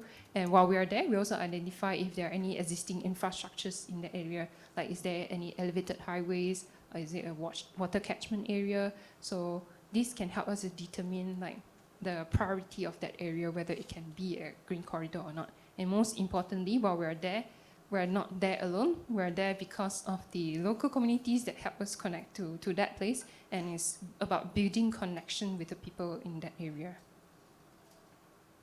And this leads us to the multi-stakeholder landscape governance platform. So this platform gathers various stakeholders across sectors, including the ministries, city council, municipal council, NGOs, CBOs, and the IPLCs, indigenous people and local communities, And besides that, we also engage a lot with the academia and research institutions to get their inputs from the scientific based evidences, and also with private sectors who have reached out to us, Saindabi, Gamuda, and quite a lot of them who are interested to green or help to make their projects more green, and also, sorry? Yes, and also we get a lot of help from the media and journals as well to help us amplify these voices of the local communities. And most importantly, I would like to highlight the youth, the Gen Z, the current generation. They are very, they're very tech savvy now, and they've received information way faster than we do back then. Sounds very old, but then, yeah, the youth are very precious member of the conservation scene right now. They are the one who receives information the quickest, and also they come up with creative ways to help distribute those information to their peers and to anyone in the social media platform. So the multi-stakeholder landscape governance platform, the purpose of it is to bring together all these stakeholders to collaboratively address any land or natural resource management issues, and what are those best approach for that particular demographic and area, and also to bridge any gaps between the national policy development and also local resource governance. So as Donovan has mentioned earlier, the federal has come up with a lot of policies, very great policies, but how do we implement those policies on the ground? It needs to be very localized and tailor-made. So this multi-stakeholder platform is where we kind of discuss and plan how can we do it on the ground and to adapt or adopt those policies. And also it allows for knowledge sharing in that way and build positive relationships between the stakeholders. And without community readiness, there's no way that we can actually do the conservation efforts on the ground. It can't be just a team of the three of us in M&S, so we needed the local communities to help us out with any project that we do. So to have a strong strategy and collaboration that I've mentioned before is only half the battle. So we cannot make real conservation happen on the ground without adequate capacity and preparedness of the community. So this is why we needed to equip them with skills, knowledge, or any tools that they need to independently carry out all these activities and also sustain conservation actions. So some of the capacity building that we did for RUCS was to help them develop and implement project interventions. By this we mean like we have workshops to help them to how to write proposals, to submit for grants, fundings, to get funding, so that they themselves can be the one championing conservation efforts.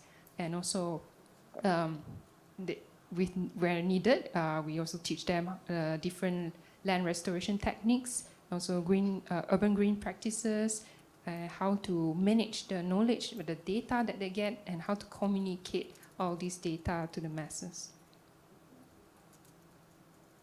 And one of the most important part of our work is also delivering advocacy and policy reform, and this is through translating our on-the-ground efforts into structural changes that require targeted advocacy and policy reform. And as highlighted here, effective communication is very important in implementing our project. So we have to translate all the scientific, complex data and mapping findings into something more clear in a more accessible format for the policymakers, government agencies, as well as the public.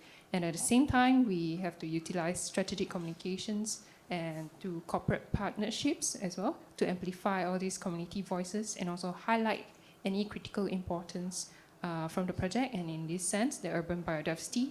And hopefully all this communication will start to shift public perception to secure a more lasting impact. And through project upscaling, one of the key project upscales under the RUCS project is also the documentation of the traditional ecological knowledge, TEK, of the indigenous communities. In RUCS, we engage with the Temuan community from Kampung Orang Asli Sungai Buloh. So they have been a great help in helping us to source local native tree seedlings that we use for our planting in Klang Valley. So this initiative also recognizes indigenous knowledge as a very invaluable resource for biodiversity conservation and sustainable landscape management practice. So one of the key outputs is a publication of the plant species that they usually would harvest and use as part of their cultural practice. So for example, they shared their knowledge on bangkong. So bangkong, it looks a bit like cempedak nangka. So they would use this wild cempedak and collect their seeds. And those seeds, they can either be planted for another tree or it can be consumed. So they would fry the seeds to eat. So overall, all these initiative demonstrates that effective conservation is not only about protecting ecosystem, but also about recognizing, preserving, and also empowering the knowledge of the orang aslis who live alongside these ecosystems that have been living for generations. And also by using the TEK, we've also established nature trails with the guidance of the TEK. So earlier we've mentioned Pak Noli. Pak Noli is a key person who has helped us tremendously in establishing nature trails using his experiences and his TEK. So Pak Noli, the way we open a nature trail is unlike how they would do it. So for us, we were just, the shortest, straightest route that we can have, because that's the easiest for us, right? But for Pak Noli, he actually would look at the slope and gradients of the area, like which area is the best cross. Although sometimes we have to make a big turn, but that's the best way and the most less impactful way on the environment that we have. So Pak Noli has helped us open quite a lot of trails in the Federal Hill without damaging the environment. And after our trails, we try to have a more, a more natural pathway. So instead of having concrete grounds, we will just keep it as natural as possible. And if needed, we have a little bit of interventions by putting on bricks to stop the soil from spilling over into the nearby river. So we also have a bit of tree planting or trail building programs together with the corporates or academic institutions. So that is as part of the CSR or ESG programs. So these are some of the activities that we've done. We've also done tree tagging and trail interpretation. So together, these efforts enhance habitat connectivity while also creating opportunities for environmental education and community engagement. And lastly, we also have an important approach, which is germplasm conservation. This focuses on preserving the genetic diversity of our forest tree species. As I've mentioned earlier, the orang asli in Kampung Sungai Buloh, they've helped us with tree planting by collecting native seeds. So we try to use the native trees around our area for the tree planting in this area as well. So we try not to use trees that are from another source, from another state, because that would be like an exchange of genetic materials already. And we're trying to keep the genetic diversity in this area as endemic as possible. And these are carried out through two main approaches. First is in situ conservation. So in situ means on site. So by how do we preserve genetic resources on site is by protecting that area. So if we are protecting this patch of forest with native trees, we are indirectly protecting the genetic diversity in that area as well. So second is through ex situ conservation, which is outside of the site. This is where genetic materials are also preserved outside of their natural habitat, for example, through seed banks, also through ex situ nurseries. These efforts have also been conducted by TRCRC, Forest House, Free Tree Society, and many others who have nurseries. So there are a lot more that I can speak about RUX project, but you can find out more through our website, www.rux.my. So inside this website, you can explore. There's a lot of, in the Discover section, you can actually see the biodiversity that we have found in this area. So overall, Similar to the RUX project, all our other initiatives are also guided and aligned by these key focus areas: landscape and species conservation, policy and advocacy, FPIC, free prior infant consent, collaboration with the indigenous people and local communities, also participatory conservation and restoration, SIPA, and lastly, ecosystem services. So I will just elaborate a little bit more on the other projects that is undertaken by MNS. So the following segment briefly describes the conservation projects that has been undertaken and are actively being carried out by MNS in the past 4 to 5 years. So our projects are broadly categorized into landscape and species level approaches. And while we do have specific projects that touch on anthropogenic issues, such as plastic waste, these few projects are meant to be tackled at specific locality, hence fitting to the landscape level approach. So one of it is the MNS's Migratory Shorebird Conservation Project. So this is one of a species-focused project. Also, we just term it as Flyway Project that focus on migratory shorebird conservation and also by focus on raising awareness of the local communities in Klang, Sabak Bernam, and Kuala Selangor on migratory shorebirds. So this conservation effort began in the north central Selangor coast around the 1980s. So the north central Selangor coast has been coined as a important bird and biodiversity area, IBA. And it started off with just a normal bird banding activity by the Wildlife Department at MNS. And currently we have an annual Asian Waterbird Census, AWC, that's been carried out in this area to monitor the population of migratory birds that are coming into our mangroves and our wetlands. So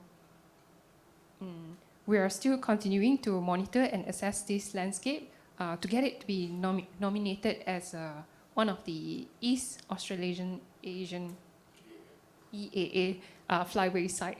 So yep, this is the East Asian Australasian flyway. So if you can see our, is this red one, right? No, this one. Sorry, it's the yellow line. So this is the East Asian Australasian flyway. So the birds will migrate from Siberia and downwards and stop over in Southeast Asia, and one of the sites is in Malaysia before migrating downwards towards Australia and Tasmania. And just like us traveling, the North-South Highway, they need their R&R, and our IBAs, our Klang mangrove, the North Central Selangor Coast, is one of their R&R.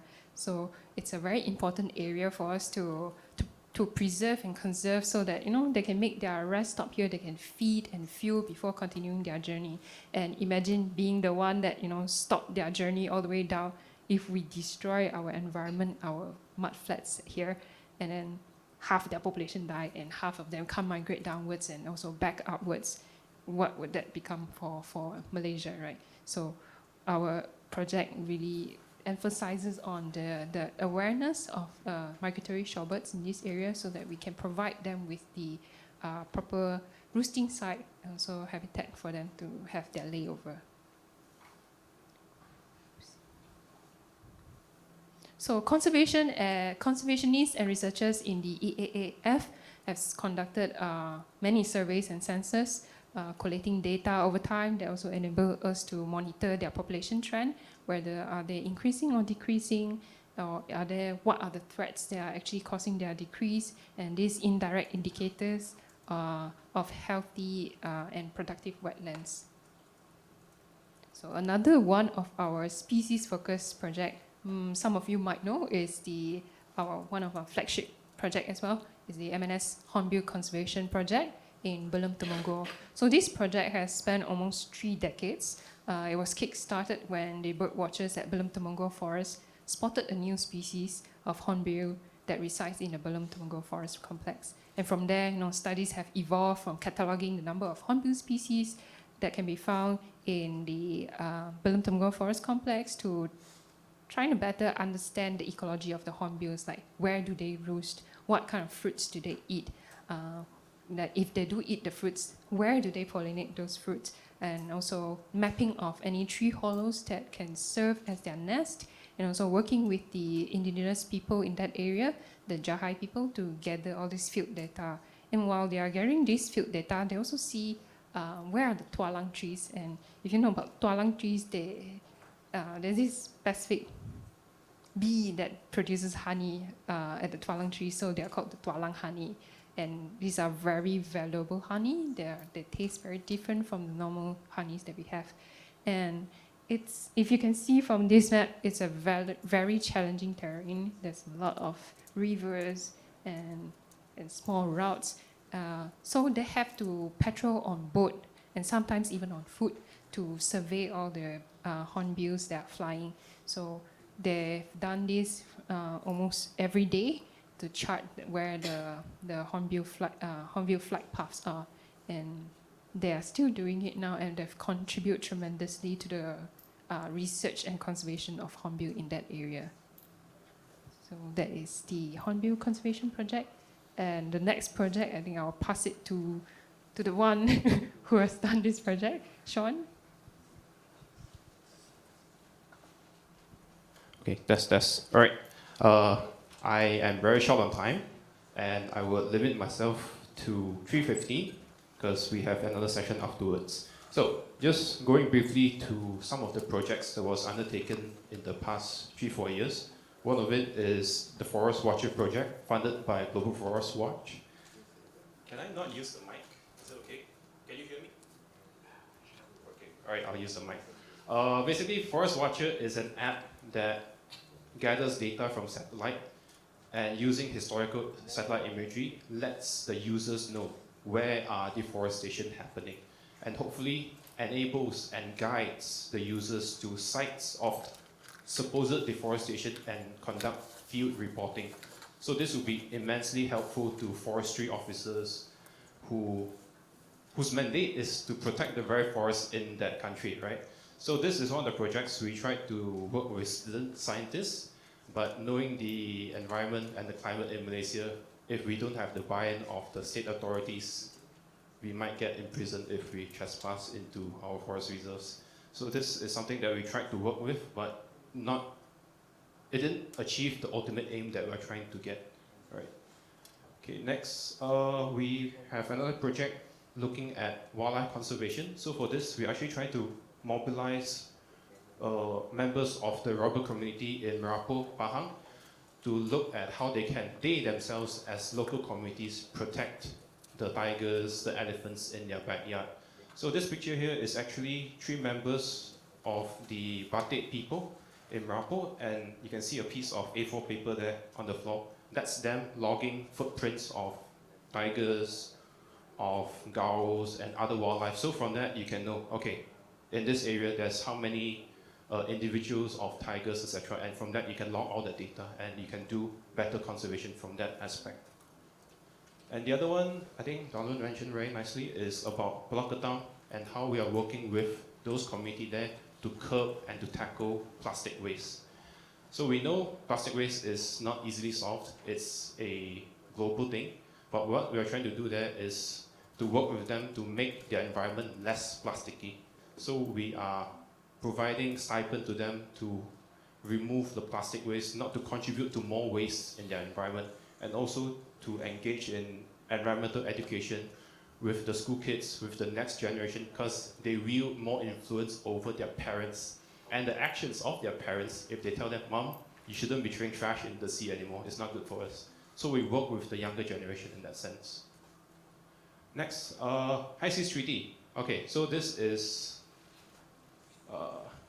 basically it's a lot of reading and a lot of writing, because you need to understand what is the High Seas Treaty about.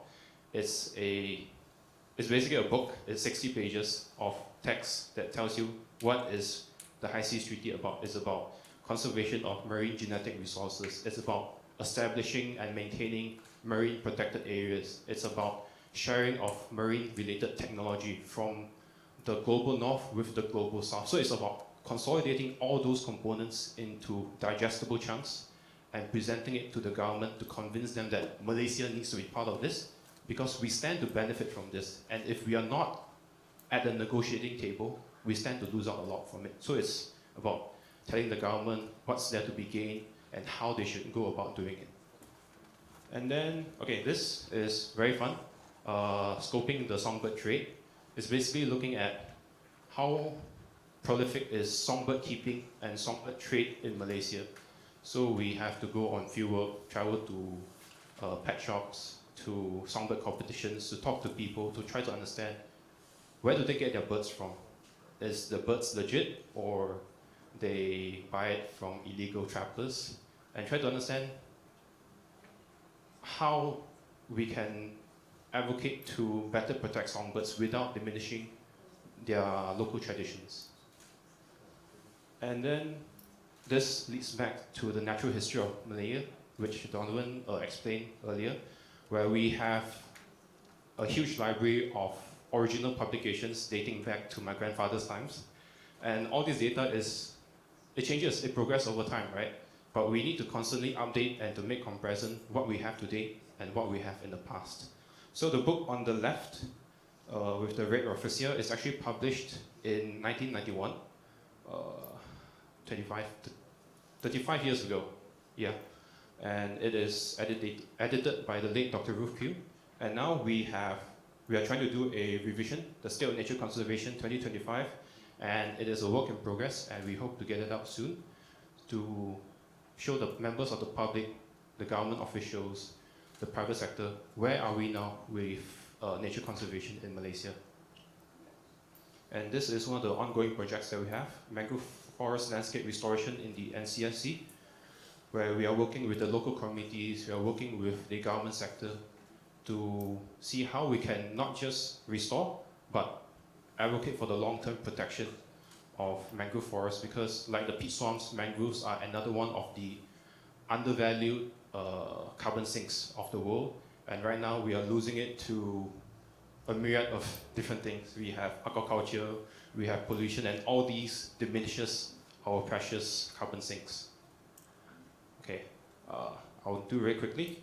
Policy and advocacy. So why that's important is our laws, analyzing our laws gives rise to the gaps in it, and these gaps is the reason why all these things happen. So we need to understand what is the law about, where are the gaps, how does the law limit the authorities and what they can do and what they cannot do, and we need to engage them from that front, right? So, sorry, the text ran off a bit. But basically we use law and policy and advocacy to engage with the government sector to tell them, okay, we get that you need to do development. But on the other hand, this is what happens when we have too much development. We have floods, we have urban heat island effect. So we need to engage with the government to tell them, the laws, sometimes it needs to change, sometimes we need to reconsider and make amendments from that aspect. And then this is another good attempt from the current administration. So in this very picture, we have the first meeting of the Climate Change Consultative Panel that was convened by the former Minister of Natural Resources and Environmental Sustainability, YB Nick Nasmi. And in this very picture is the stalwarts, the important people of environmental conservation. You have people like Dr. Faisal Parish from GEC, you have WWF, you have MNS, you have... One interesting thing I want to point out is this lady here. So she was working with the Tropical Rainforest Conservation and Research Center, TRCRC, and then she got married to the Crown Prince of Selangor. So now we have a conservationist turned royalty, and she is pushing for change within the royal family of Selangor. So her name is Her Majesty Afza. So she is working to push conservation within the Selangor royal family. And that's how MNS is being inducted into the Climate Change Consultative Panel. We also work with foreign entities. This is actually European Forest Institute. The European Union, they buy a lot of commodities from Malaysia, for example, oil palm, and they want to make sure that the oil palm is clean and deforestation friendly. So they set up commissions, they work with local NGOs, with auditors to find ways to clean up the supply chain. And MNS as an NGO, we work with the local community, we are on the ground, we see things, and we share our findings with commissions such as this. And this one, these are I can't remember the tribe, I think it's Batik, but these are members of the indigenous community that live in Kelantan. And back in 2024, the Kelantan state government is proposing to de-gazette or cancel the designation of environmentally sensitive areas within the Kelantan state, and they opened a public hearing. So the NGOs, the local communities, we gathered in force at Kota Baru to voice our disagreement and to provide comments on why that shouldn't happen. Or it's about, do you want your water to look like teh tarik, or you want it to look like transparent? And then you talk about human-wildlife conflicts. So all these, we bring it to the state government to convince them, to try to convince them that this sort of things should not happen and proceed. And we also work with Orang Asli indigenous workshops to look at environmental advocacy, because it's about knowledge sharing, it's about what we know and how we can share it so that they can take their own action from their home front as well. And FSC is interesting because FSC is a membership-based organization that sets the standards for sustainable forestry. So wherever that happens this is the General Assembly, so members have the option to put in motions to say, oh, I think this standard is outdated, we need to revise. And the members can vote on the motion. And if the motion is passed, the secretariat have to put the approved motions into action. So it's a very membership-led organization. But democracy, while it is nice, it is also very frustrating because you have the environmental chamber, you have the social chamber, you have the environmental chamber. So if none of these three chambers are in agreement, nothing proceeds. So it's a very back and forth negotiating, getting everyone to be in agreement with what you're trying to push. And okay, I see Shruti, I'll talk about it. I'm just gonna skip. There are free copies at the back if you would like to take some.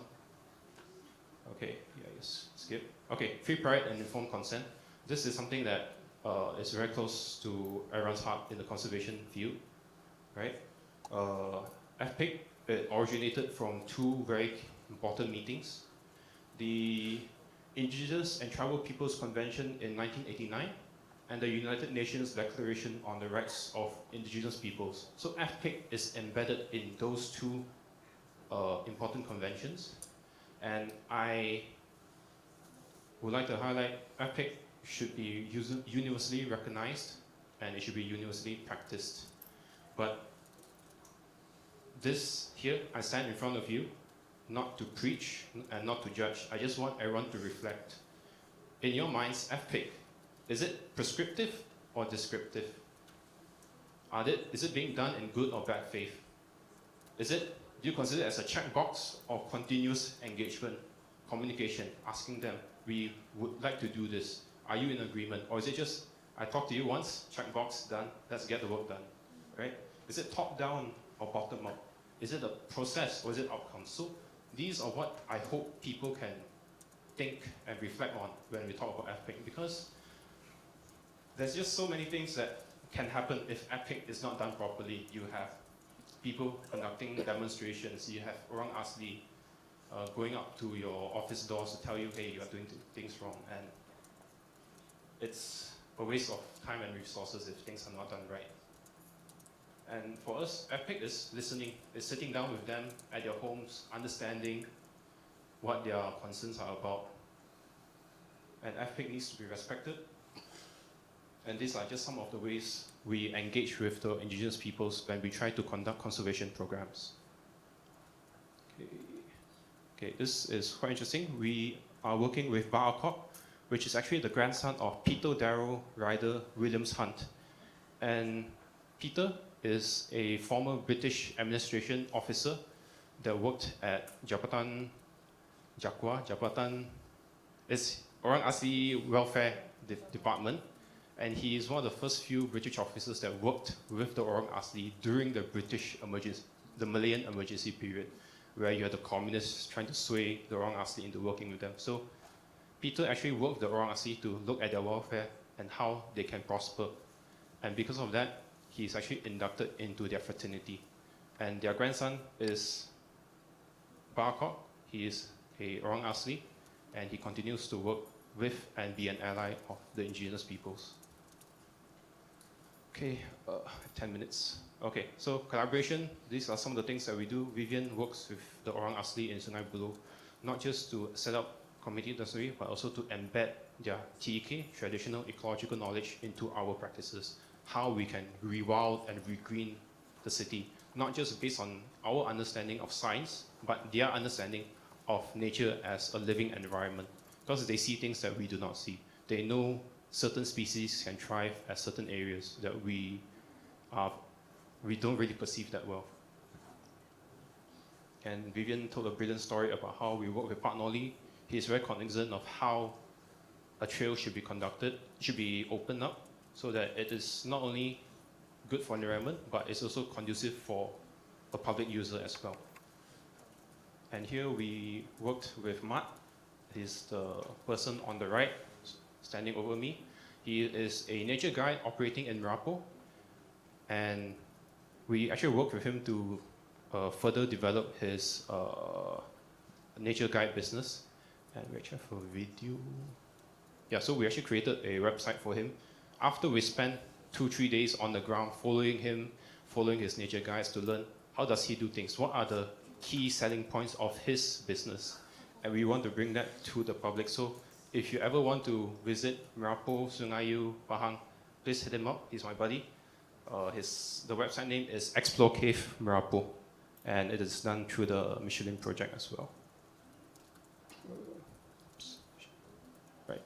And then we have the Hornbill project, where they work with the indigenous peoples to monitor the migration or the flight paths of the hornbills. Okay, participatory conservation and restoration.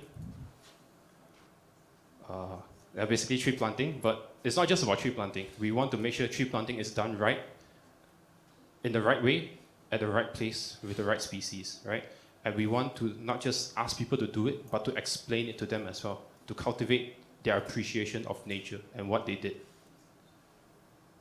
So we focus not just in the city, but in the rural areas, because if we don't take care of the rural areas where our wildlife, our elephants, our tigers are, they'll come out and get us. And that has been very apparent in the past 3-4 years. During the COVID times, you have a tragic story of an Orang Asli being trampled by an elephant in his rubber plantation. You have Orang Asli being ambushed by tigers in the early hours of the day when they go into the forest. So we need to take care of nature, and nature will take care of us. And we are also working with the private sector. We give inputs, we give insights on how they can rewild their landscapes, their townships, so that it's not just, it doesn't just look nice, it is good and positive for the environment. When you say private sector, who do you mean? In this case, we are working with Gamuda. Yeah. And also, Vivian talked about the Asian waterbird census, where we conduct monthly monitoring of the shorebird populations around Malaysia. And same thing about working with the private sector, with our peers, our NGOs, to conserve nature. And also with the Orang Aslis. And okay, SIPA, so I don't want to just preach, but we want to bring people out into nature, let them touch grass, so to speak, let them observe nature in its splendor, to just immerse and observe. Because when you sit there with nothing to do, you start to observe things. You open up your senses. And that's what nature journaling does for you. And our State Nature Conservation Symposium, we got YB Nick Nasmi to talk about environmental governance and his perspectives, both as a member of ADUN as well as member of parliament. So he has the perspectives from the state and as well from the federal government. And more, I'll just skip a few of those. We can go on radio as well. And our publication. So like Donovan said, once we put our words into paper, it becomes indelible. It can withstand the test of time. And works from the 1940s up until today is still around because they put it onto paper. And that's what we are doing as well. We continue to publish, even in this day of electronic age. And this continues to be our flagship. We still run the Malaysian Nature Journal. It's a quarterly publication, and it can be accessed at mnj.my. And the reason why we do all of these things that was mentioned previously is to ensure the continued provisioning of ecosystem services. We need to protect the environment so we can continue to live in this environment. If we clear out all our forests, then you're going to pay a lot of electricity bill because you're going to be running the aircon 24/7 and a myriad of other things as well. And conservation is a shared responsibility. It's not just NGOs that need to do the bulk of the work. We need the private sector, the government, the public, because everyone needs to play a role. And that is almost to the end. Pass the mic back to Donovan. Yeah. Coming to an end, these two figures, and I would say phenomenal figures. So this is late Balu Perumal, who's been my boss for almost 3 decades until he passed on from COVID. He died on his job. And on the left is Uncle Yip, and Uncle Yip used to be the executive director for MNS in the past. He's also a very key figure, and very well liked. If you have gone to Pangkor Laut Resort, he used to be the guy who bring you around the Pangkor Laut Resort. Well loved by the YTL families as well. So, can we get the next slide, Sean? Yeah. So, why I brought up this about Balu and Uncle Yip? Uncle Yip is still around, but Balu has passed on. Is that a lot that we do is a lot to do in terms of understanding the nomenclature, in terms of going down to the ground and seeing sights, smells, sounds, and these are basically all our sensories that we need to record and interpret when we do our studies and such. And he's a botanist, and when I started off back in 1997, he plays a very good mentor to me, and I myself also try to do our very best in terms of to transfer that skill and capacity. And this is a lot to do in every company. You have the stalwart or someone like who sees the operations and understands the insights and understanding and how should we get to do our work. So he's been pivotal in terms of shaping in terms of our work, and especially for Malaysia and all. And sadly, we lost him during the height of COVID. Today also marks his 5 years since he left us. So I just want to bring an honor in terms of, this is an old Coliseum, so it's no longer around. So that gives you an idea in terms of how we have lost a lot of our heritage and such as well. Okay, next. So, coming back to where just now midpoint we were telling about, for Malaysia's natural heritage and rich biological diversity to be effectively protected, managed and conserved for the benefit and prestige of all nations, that's our key vision. I don't know how to condense this. I was trying, but no. But our mission is very pure and very simple, is that what we do in MNS is that we're trying to promote conservation of Malaysia's natural heritage. It could be on aesthetics, it could also be on natural aspects, or it could be some diminishing aspects, and that is uniquely ours, that is only found in Malaysia. And that picture is taken in Belum, and we had the honor of 2 important guests, which is Jamie, my ex-colleague back in WWF, and Dr. Siva Elago, who used to be the Assistant Director General of Playtime, who's also one of our technical advisors for some of our work. Jamie is currently working in Pfizer in Boston. So we still keep in touch, and she's very much a Malaysian. And basically we were all pioneers, and she was also somewhat a prodigy of late Dr. Kamaruddin, who was basically studying on the Rafflesia in the past as well. So I hope you enjoyed. I don't know whether we have time to open up for any Q&A. Okay, no. Because, the next one is Reef Check, and I think Dr. Julian Hyde will be presenting more about the seascapes. And for me, I often find the sea as our beloved great mother. So that's a lot of attention that needs to be put into that as well. So thank you very much for spending the 2 hours journey with us. There are topics lying about. So it's basically, this is some of the flashes, and there's also our commitments from our funders that they wanted something like ornamental that we could give out to, and these are some of the access. Please have it and bring back. So, yeah. Thank you very much.